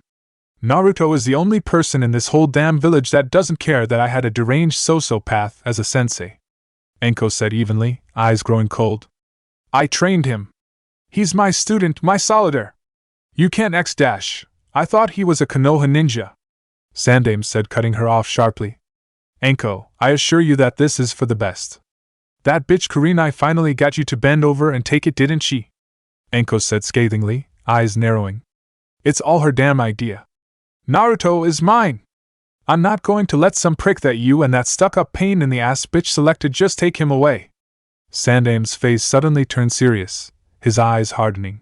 Suddenly he was filled with an air of total authority as he stood, intimidating Anko into taking a half-step back. Mitarashi Anko, that is enough. I am Hokage of this village. I am the one who decides who teaches whom. I am the one that decides who goes into battle and who does not. Breathing heavily, he sat back down, his voice still commanding. Naruto is now a member of Team 9. He will meet his new team tonight at 8 in Training Area 9. He will be fit for duty. Do I make myself clear? As glass. Anko muttered, turning to storm out of the office. Anko. He needs to be on a 3-man team for the Chunin exams. I would prefer he had some experience with them before then. No need to explain. Anko said coldly, turning as she opened the door. I understand, you can't risk the heartless murdering bitch creating a heartless murdering bastard. Then, before the Hokage could say another word, she stalked out of the office, slamming the door behind her. Naruto stared absently at the floor between his feet, wondering about the lime green medical gown. He glanced once more at a tray of medical instruments hidden beneath a white cloth, both wanting to know and not wanting to know what they were.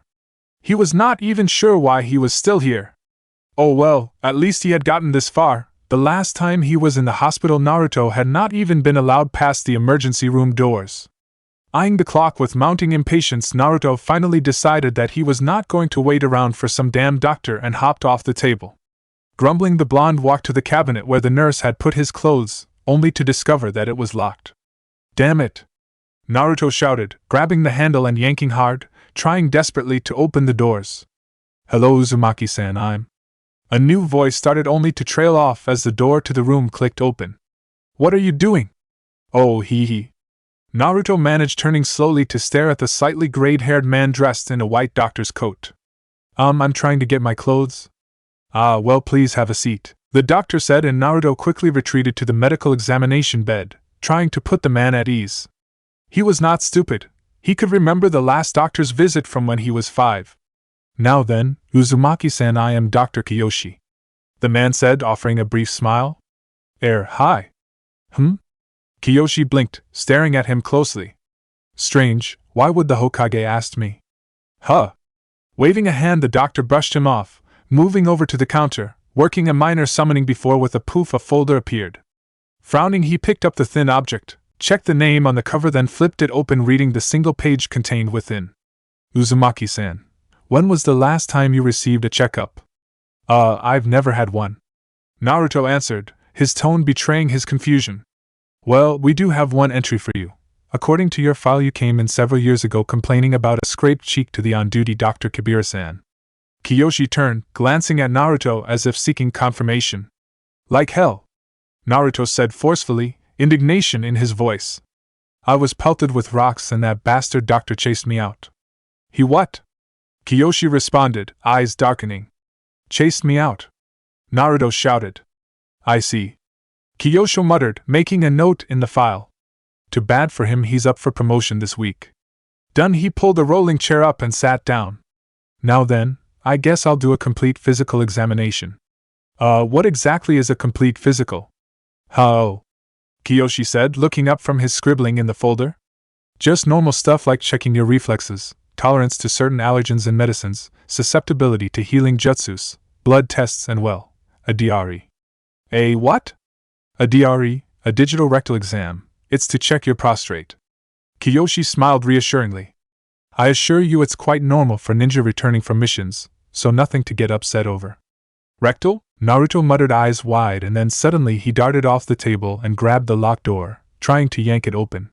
Behind him, he heard the snap of a plastic glove and froze. I suppose if you're going to act like that, I'd better do the DRE first. And no, Ino sighed, rubbing her temples, staring blankly at the empty classroom. 3 days of waiting around was getting boring. Every morning her team, i.e. Shino, would gather in this classroom and await their Jonin sensei Hei to hear how their wounded comrade Yamabe Enze was doing. It was funny, but until Enze had been wounded, Ino couldn't stand the boy. She had even commented to a friend once that it would have been no skin off her nose if the boy died. Enze was fine as long as you were not around him for more than a few minutes. If you actually knew him, he could make Naruto, that foul-mouthed, ill-mannered runt who had too much energy and never shut up from the academy, look like Sasuke. So it was really strange that ever since Anatsu had gotten hurt, it wasn't even clear how she had felt guilty for ever thinking that. Kami. Shino had been the one to suggest waiting in the classroom. He was bothered by how cold the hospital was and the way Ino kept fussing. Shino was not big on fussing or on being powerless to help a teammate, which Ino had learned over the course of the time they spent together on the same team. Didn't mean she liked him. Shino was an okay guy, but he let bugs live inside him. That was definitely not a pleasant thought. Still, he was good. He actually handled most of the missions that involved planning. If only he wouldn't talk to the bugs. Ugh. Why couldn't she have Sasuke on her team? Sasuke was handsome, brave, heralded as a genius. Plus, he belonged to a famous clan. Oh, you just know that whoever could win his heart would have undying loyalty from him. Shaking her head and adjusting her ponytail out of habit, Ino promised that for the chance to win the boy's heart, she would have gladly even taken on Anazai as her other teammate. Why did that big forehead, pink-haired bimbo, Sakura, get her Sasuke? How was that even fair? Sighing, Ino forced herself to stop thinking about the two, which was a monumental feat, and accepted her fate for now. She'd still win Sasuke. It would just take a tad more effort. Lost in her daydream, she completely failed to register the sound of the door opening or the coughing of her sensei until he was inside and Shino greeted the man. Hi, it's sensei. What Enze's condition? Don't worry, he's fine, the sword-toting Jonin said before covering his mouth to cough. Eyes drooping a bit more, he stared at the two before sighing. I should probably tell you what happened exactly. Yeah, that'd be nice. Ino deadpan, staring at the chronically sick man. We've been waiting 3 days for that. I was sparring Enze and he tried a jutsu he wasn't ready for, Hate said, coughing once more. He's also decided to quit as a ninja. He says that he was never warned of the danger in being a ninja. That's bullshit, Ino shouted, her guilt suddenly gone. That moron hurts himself and then claims he was never warned about being a ninja. Kami, he went through the academy with us. Even that Naruto understood how dangerous it was. Good point. Hate conceded, edging back slightly. It is his decision, Shino said calmly, looking in Ino's direction before he shifted his gaze to Hate. What of our team? We will be one man short. Hate coughed then nodded. I've taken care of that. It won't be permanent, but I've arranged for a fill-in for Anze. He'll meet us later today at our usual training area. Ino blinked then scowled and thought, who was their new teammate? Well, it was obviously male and a temporary situation. It couldn't be, she prayed that she was right though. Oh sweet Cammy, let it be him. She'd show that pink-haired bimbo now. That's it. Meet up at the regular training area at 8. Coughing Hate finished. Ino crossed her fingers, prayed that it would be Sasuke and wondered what to wear. Hey, Konohamaru, what did you think of Iraka-sensei's lesson today? Udan asked, sniffling as he was prone to do. Konohamaru shrugged, kicking idly at a pebble. He really didn't know why he was hanging out with Udan or Mogiai, other than the fact that they had needed him to stop some of the other students from making fun of them. They were sort of friends, but indirectly they were using him because of his grandfather. Like everyone else, but they were nice enough and they made it a point of never mentioning his famous relative. I thought it was wonderful. Mogiai piped up, glancing at Konohamaru in that way. It took all of his willpower to keep from running away. The girl was downright scary when she looked at him like that. As if he was a piece of steak, and she was just dying to eat him, or something. Well, I thought so too. Udan said quickly, making it painfully obvious to Konohamaru that Udan liked Mogiai. The girl turned, a smile on her face, talking with the other boy distracted for the moment. Konohamaru took this as his chance to fall back and allow them to pull away from him. It wasn't so much because of the conversation, it wasn't because he was tired of them, but ever since Ebisu had stopped tutoring him something about professional courtesy, Konohamaru had begun to get antsy. He wanted real training, not what that guy at the academy was teaching. That was why he let them continue on without him, because he had realized what had been bothering him, and how much he had no way of getting it. There wasn't a single ninja in this whole village that would train him now, he was sure of that. Even Asuma wouldn't train him. Glancing at a scroll shop, he eyed a display that proclaimed a scroll to self-teach Kinjutsu. What if he knew one of those?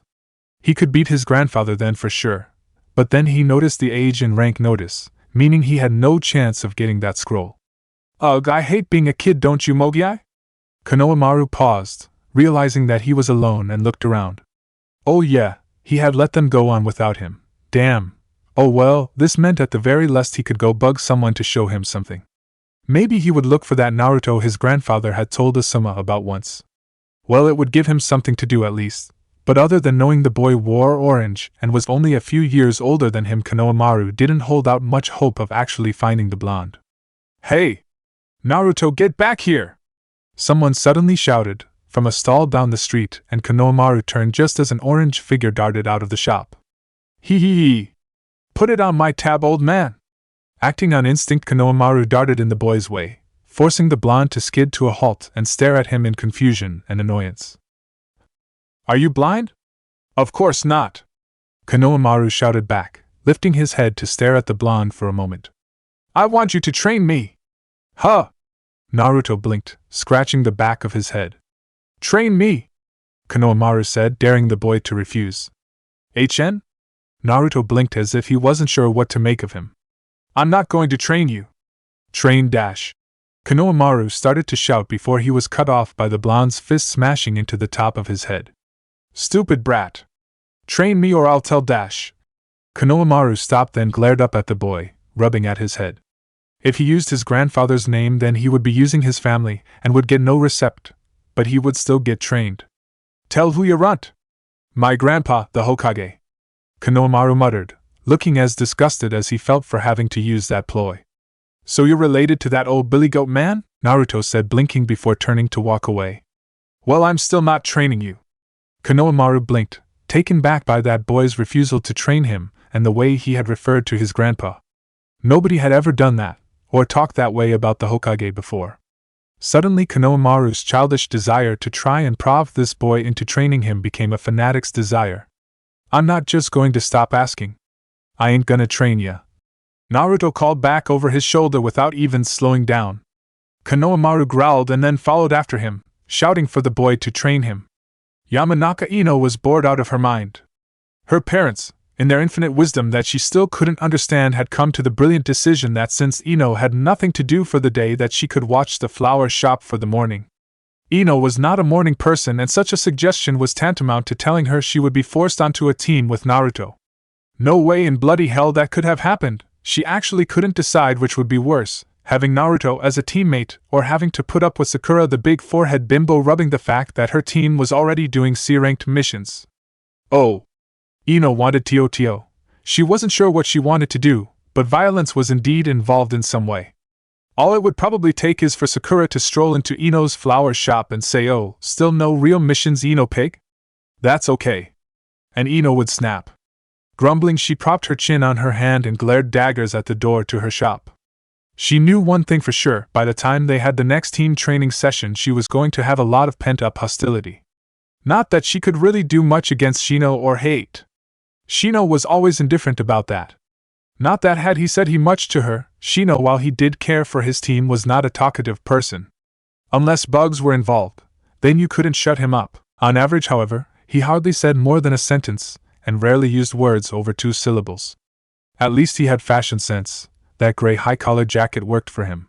Hate was just badass. Ino had seen him use his sword once. She had never seen a blade move that fast. It was almost enough to make her want to learn kenjutsu.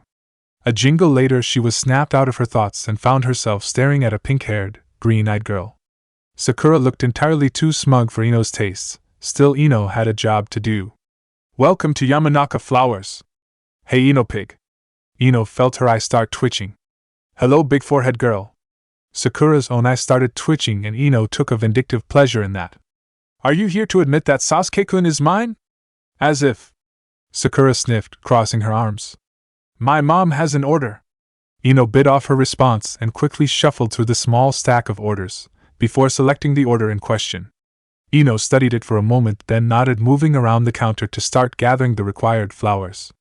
Sakura just nodded, thankfully being as quiet as possible while Ino worked. That was one thing that Ino gave her former friend Sakura credit for. Sakura appreciated the fine art of flower arrangement almost as much as Ino did.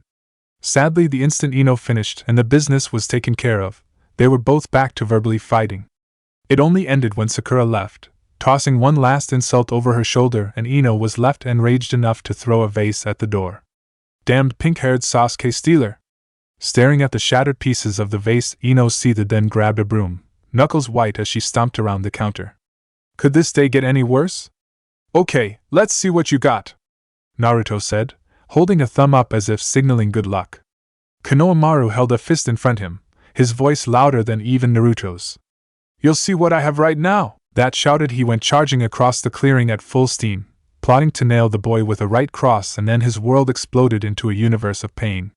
Seconds later he landed on the ground heavily, something foul filling his mouth. Sitting up he spat, staring in wide-eyed horror at the red glob that escaped him. He was bleeding? Panicking, he stared at the boy, who was looking equally surprised, which infuriated Konohamaru, who jumped to his feet. "What the hell are you doing? Trying to kill me?" Naruto blinked, then shrugged. "Don't charge in head on, or I will kill you." Konohamaru blinked, then raised his hands in an X shape. "Are you crazy? I'm not going to do that." "Oh, but I agreed to train you, so you should do what I say, right? Can't you teach me a jutsu or something?" Konohamaru asked, glaring at the blonde intently. No?" Naruto shrugged, scratching the side of his head. "You know, now that I think about, why don't you just ask your grandpa for some help?" "Who cares about my grandfather?" Konohamaru shouted angrily, bristling. "I don't need him or his help." "Well, I think you do."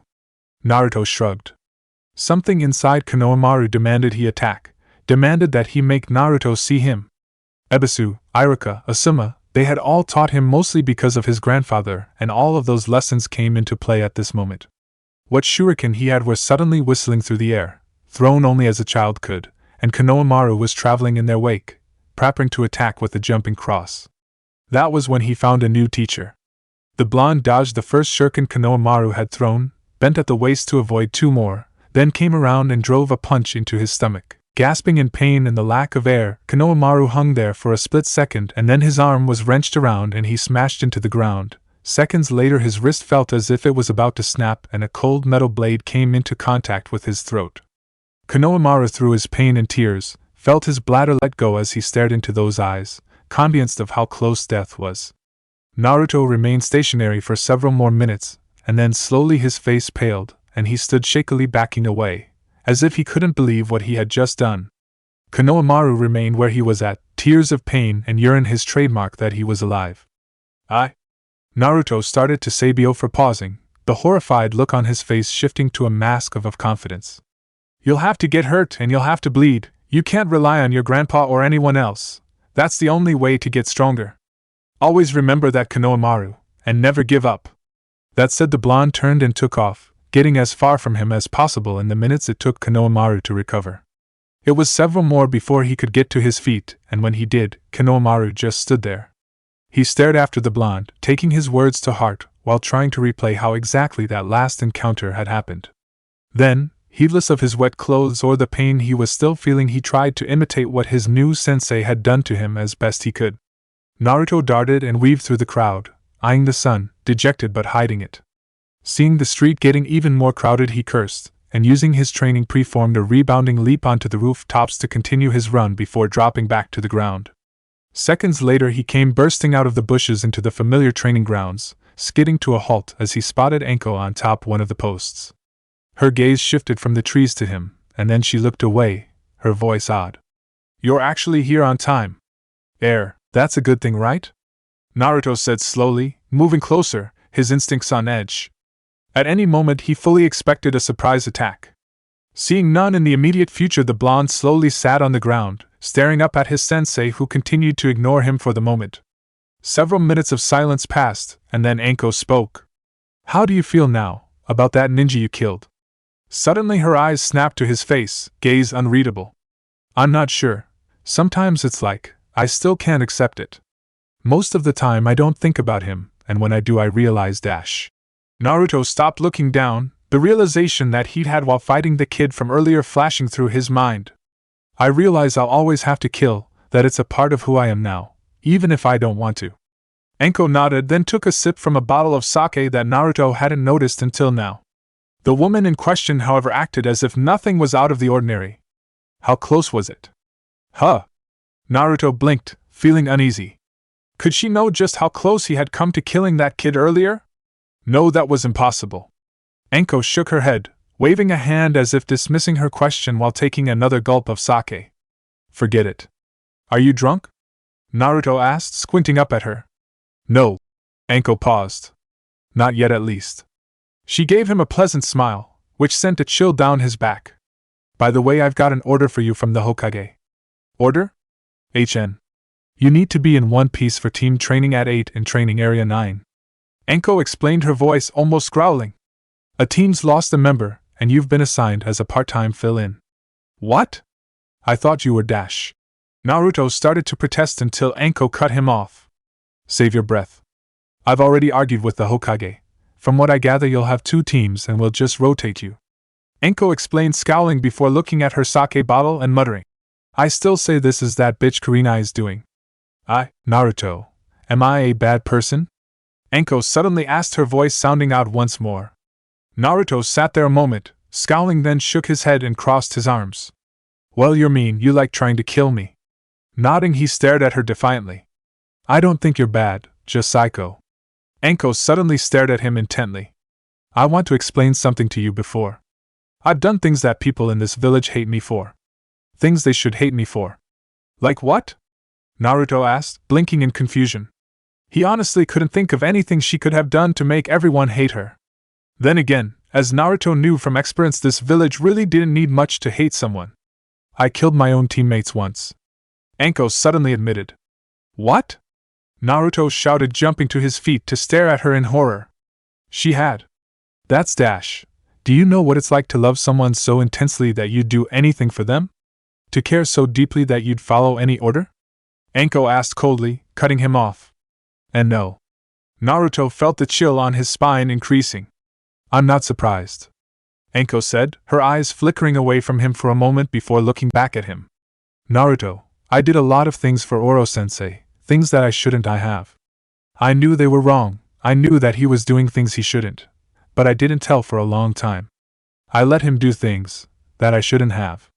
Naruto just stared in silence, wondering what she was talking about why he suddenly felt betrayed, why he wanted to shout and rave. Still, however, he didn't feel the hate that the villagers had to feel for her, but then that was probably due to him being unable to make others suffer. Still, he didn't understand. The villagers don't care that he lied to me, that he made me love him, that he fooled a gullible teenager. Anko said, darkly staring at him. Only that I helped him and that I'm still here and that he's not. They hate me because they don't understand what it's like to be an outcast, how lonely that is and how willing you are to let yourself be fooled by the one that acknowledges you. Naruto stared at her, his thoughts suddenly racing a million different directions. At first he wanted to rant and rave and shout that it didn't matter her reasons, she should have known better than believe that. Yet he was reminded of Mizuki and of how willing he had been to believe the man, of how lonely being an outcast was, of how much he wanted to prove himself to anyone that would acknowledge him. That's why that bitch Kurenai got the Hokage to take you away. She thinks I'm going to become like my teacher. Anko said hatefully. I'm nothing like him. Nothing. Anko. The dark-haired Jonin, however, fixed him with an angry glare. What? Do you hate me too, just like all those other narrow-minded bigots? I'm not surprised. How the hell could you understand? Are you sorry? About what you did? Naruto said, cutting her tirade off. Anko froze, her gaze intense, and Naruto seriously began to wonder if she might not have decided to kill him. Then he saw the way her face changed, how her eyes that had shown anger and hate changed into something else. Why do you think I'm still here? Anko finally said, her voice edged with remorse. I try to show them. I try to make it up. They won't forgive me, nobody, not even the Hokage. He just sees me as an experienced ninja and Konoha needs as many as it can get. Why won't they forgive me? Anko asked, her voice almost growing too soft to be heard. Why? I'm sorry. I don't understand why they won't forgive me. Naruto stared at her intently, watching as her head lowered and her voice grew softer. Obviously she was drunker than she had led him to believe, but that didn't change what she was saying. He could feel his anger building toward the villagers. It was an anger born from them hurting someone that he had grown close to. Anko was the first person after Irika to really acknowledge him, the first person that seemed to care about him, and the villagers were treating her like trash. I forgive you, Naruto suddenly said, his voice firm. I mean, if you're sorry, then that's it. That's how it's supposed to work, right? You make a mistake and you apologize, you try to make it up. At least that's what Irika-sensei always told me. Anko looked up at him, her face blank, then a small smile appeared. Maybe you're not useless after all, runt. Hey! Naruto shouted, only to frown as a thought occurred to him. Who's my new team? I don't know. Anko muttered, waving a hand dismissively. Don't really care, but until then you better practice those kunai tricks I showed you on the way back from Kusa. Right. Naruto said, smiling faintly. Anko shook her head and hopped off the post, wobbling slightly when she landed. Meanwhile, I'm going to go torment a Cyclops. Anko grinned, waving a familiar book. Have fun! Anko chirped as she walked past him and then stopped, turning to glance at him. Damn it, why couldn't you be a few years older? I could use a nice guy like you. Then laughing at herself, Anko disappeared in a puff of smoke. Naruto stared after her blankly, then shook his head, turning toward the post while slipping a kunai out of his holster. Anko really didn't make any sense when she was drunk, she was already using him. What did a few years matter? Ino would have smiled, really she would have. After all, being freed from working in a family flower shop was grounds for smiling. Sadly, in Ino's opinion, she had been freed only to suffer an even worse fate, meeting her new teammate. She was still praying it was Sasuke. Actually, Ino would gladly take anyone as her teammate as long as it wasn't her ex-best friend. Why did Anze have to even quit? He should have learned from his damn mistake and not been so reckless next time. Not that Ino could really say anything. Compared to almost everyone else in her years, she was completely pathetic. Her one skill was the family jutsu. It was not designed for combat, nor was Ino very good at using it. She had tried to pick up a jutsu from Hate, but the man said he didn't know any outside of the basics that didn't involve a sword. She toyed once more with the concept of taking up kenjutsu. It would give her something. But she'd have a small amount of surprise walking around with a sword strapped to her back. Maybe if the sword was smaller and less obvious. Ino mused for a moment, then put those thoughts to the side for another time. She was running late and broke into a light jog, working her way through the streets of the market before taking a left and entering the forest. Taking the almost hidden path, she bent saplings out of her way, slipping through the bushes, cursing Hate for picking this type of location for training. Didn't that man understand this ruined clothes? Ino was going to have to buy a new outfit after this, not that she would really complain. Stepping into the clearing, she found the 3 training logs, with Hate casually standing beside one with Shino seated at the base of another, finger extended and speaking with a bug. Good, she wasn't late. That would have been embarrassing to say the least. Imagine what Sasuke would have thought had he been here, and she'd been late. That was when a sound reminiscent of a stampede reverberated through the still forest air, followed shortly by Ino tumbling to the ground tangled in an orange, blue and blonde blur who was yelling that he wasn't late, that he had been training and all sorts of other crazy things. Attempting to untangle herself from the boy, she registered that it was Naruto, and unfortunately, while he was shouting in Ino's ear, he was attempting to get back to his feet, complicating her own efforts. To make matters even worse, at some point in their attempt to get up and separate, his hands ended up places they had no business being, as did her own. Convinced that both had been his plan, she suddenly bolted upright, shrugging him off, and began beating him black and blue while shouting pervert at the top of her lungs. When she finally finished, Ino dusted her hands off, huffed, and turned on her heel. Right. Hate said, fatigue obvious in his voice. I guess I don't have to introduce our newest teammate. Ino froze, her eyes widening in disbelief at what Hate had just said registered with her. Had she committed some horrible sin in a past life? Or desecrated a shrine without knowing? Please let this all be one horrible sick joke. There was a moment of silence, and then several things happened at once. Ino and Naruto pointed at each other and started shouting at the same time. Why do I have this annoying bitch on my team? Why do I have this annoying prick on my team? This was followed by both freezing and turning to glare at each other. Who are you calling annoying? They shouted at the same time once more. This led to both allowing an eye to twitch before they lunged at each other. 20 seconds later, a deeply disturbed Hate and Shino was looking at 2 grumbling and battered blonde ninja. Ino glared at Hate and then at Naruto, and then back at him. How could things have degenerated into this? Of course, Sakura had to have a hand in this or something. Hell, until this moment she had thought Naruto was a villager now. Ino stopped scowling. Now that she thought about it, Naruto being here didn't make any sense. Turning, she started to ask her sensei about that, only to have the Jonin answer her unasked question. Uzumaki-san has been apprenticing to Enko-senpai and has already completed a B-rank mission. He what?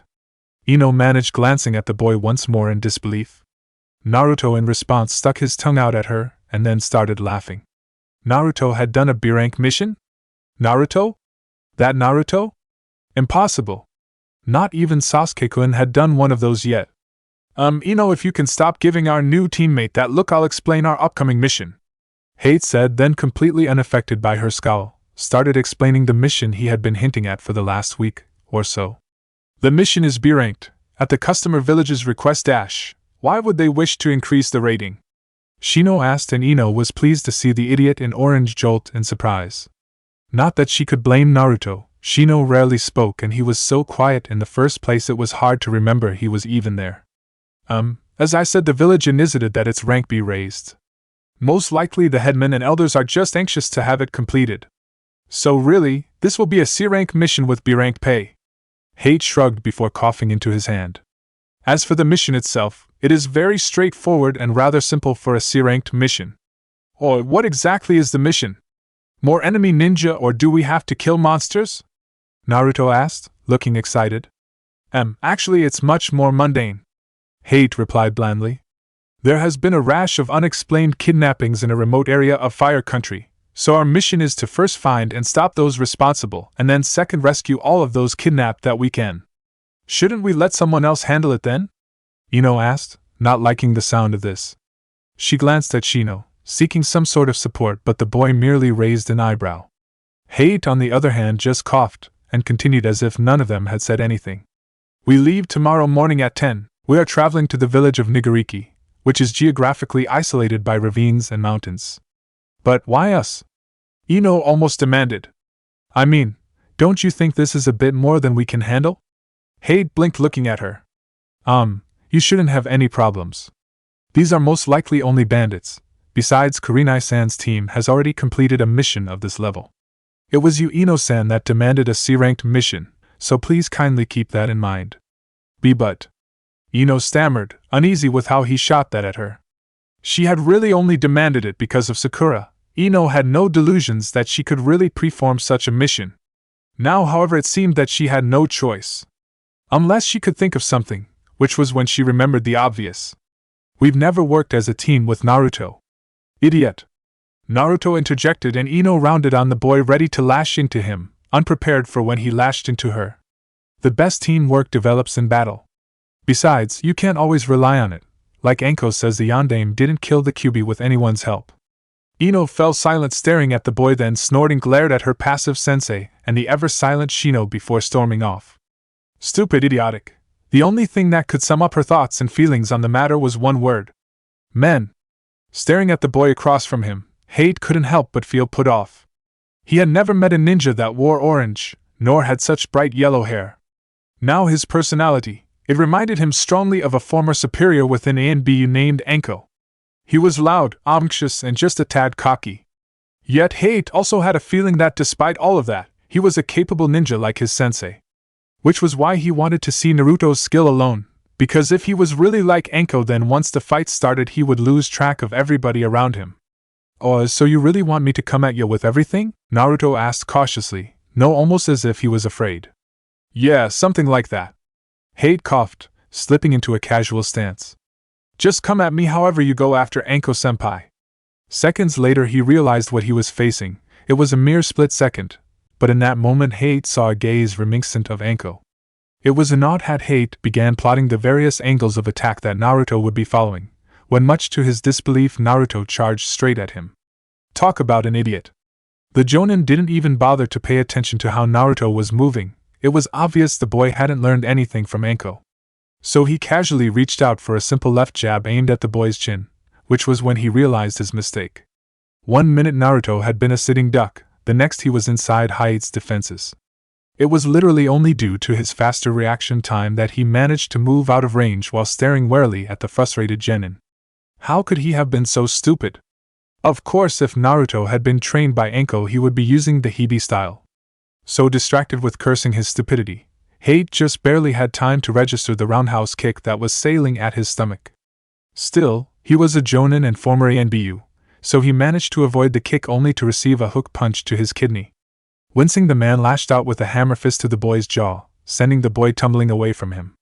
Sadly, Naruto recovered quickly and with a smirk that would do Anko proud came charging back in, kunai coming into play as projectiles.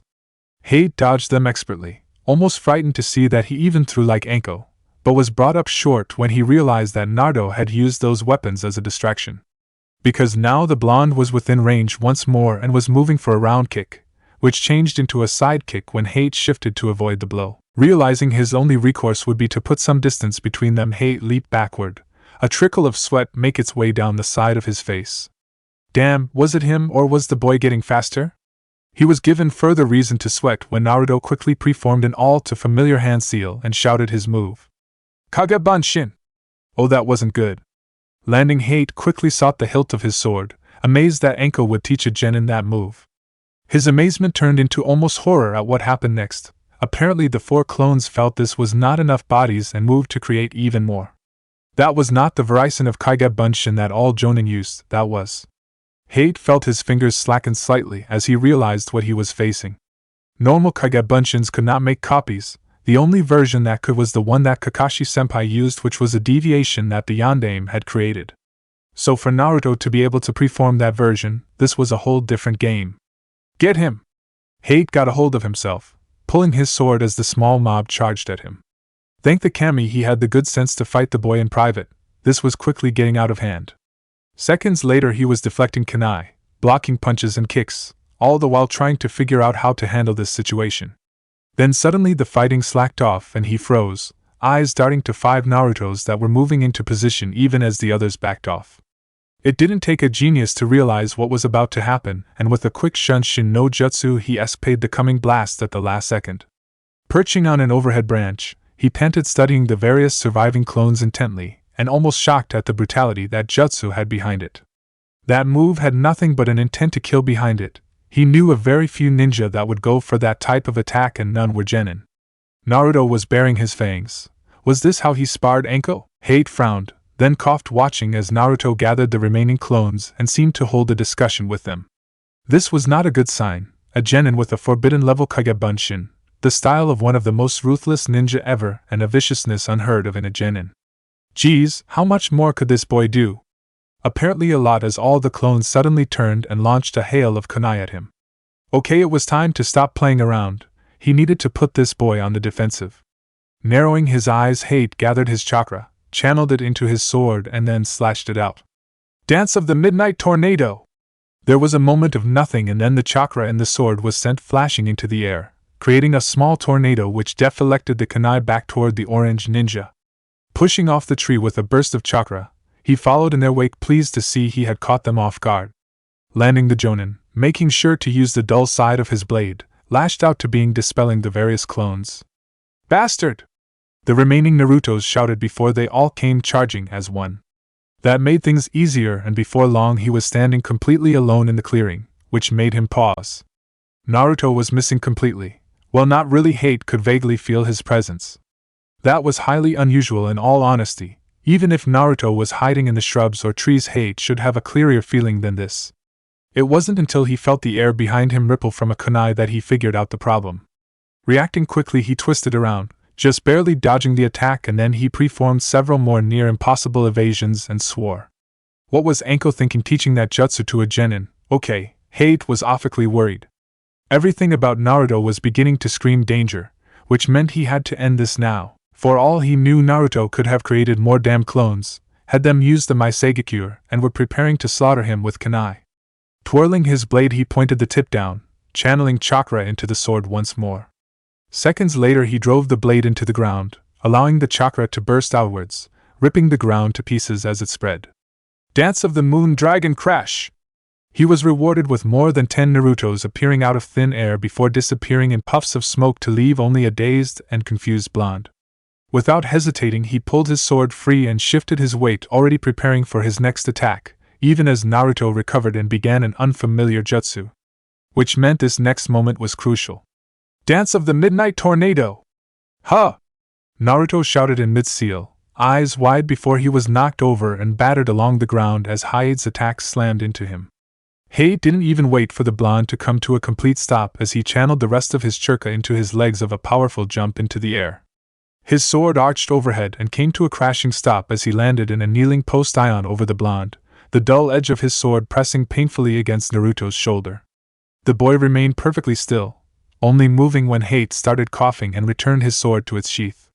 Seeing the dark look on the boy's face, he coughed and sought something to say, and thus patiently keep this child from seeking him out for retribution. That was a very impressive match. Naruto stared at him through squinted eyes for several moments before putting his hands behind his head. Hee hee hee.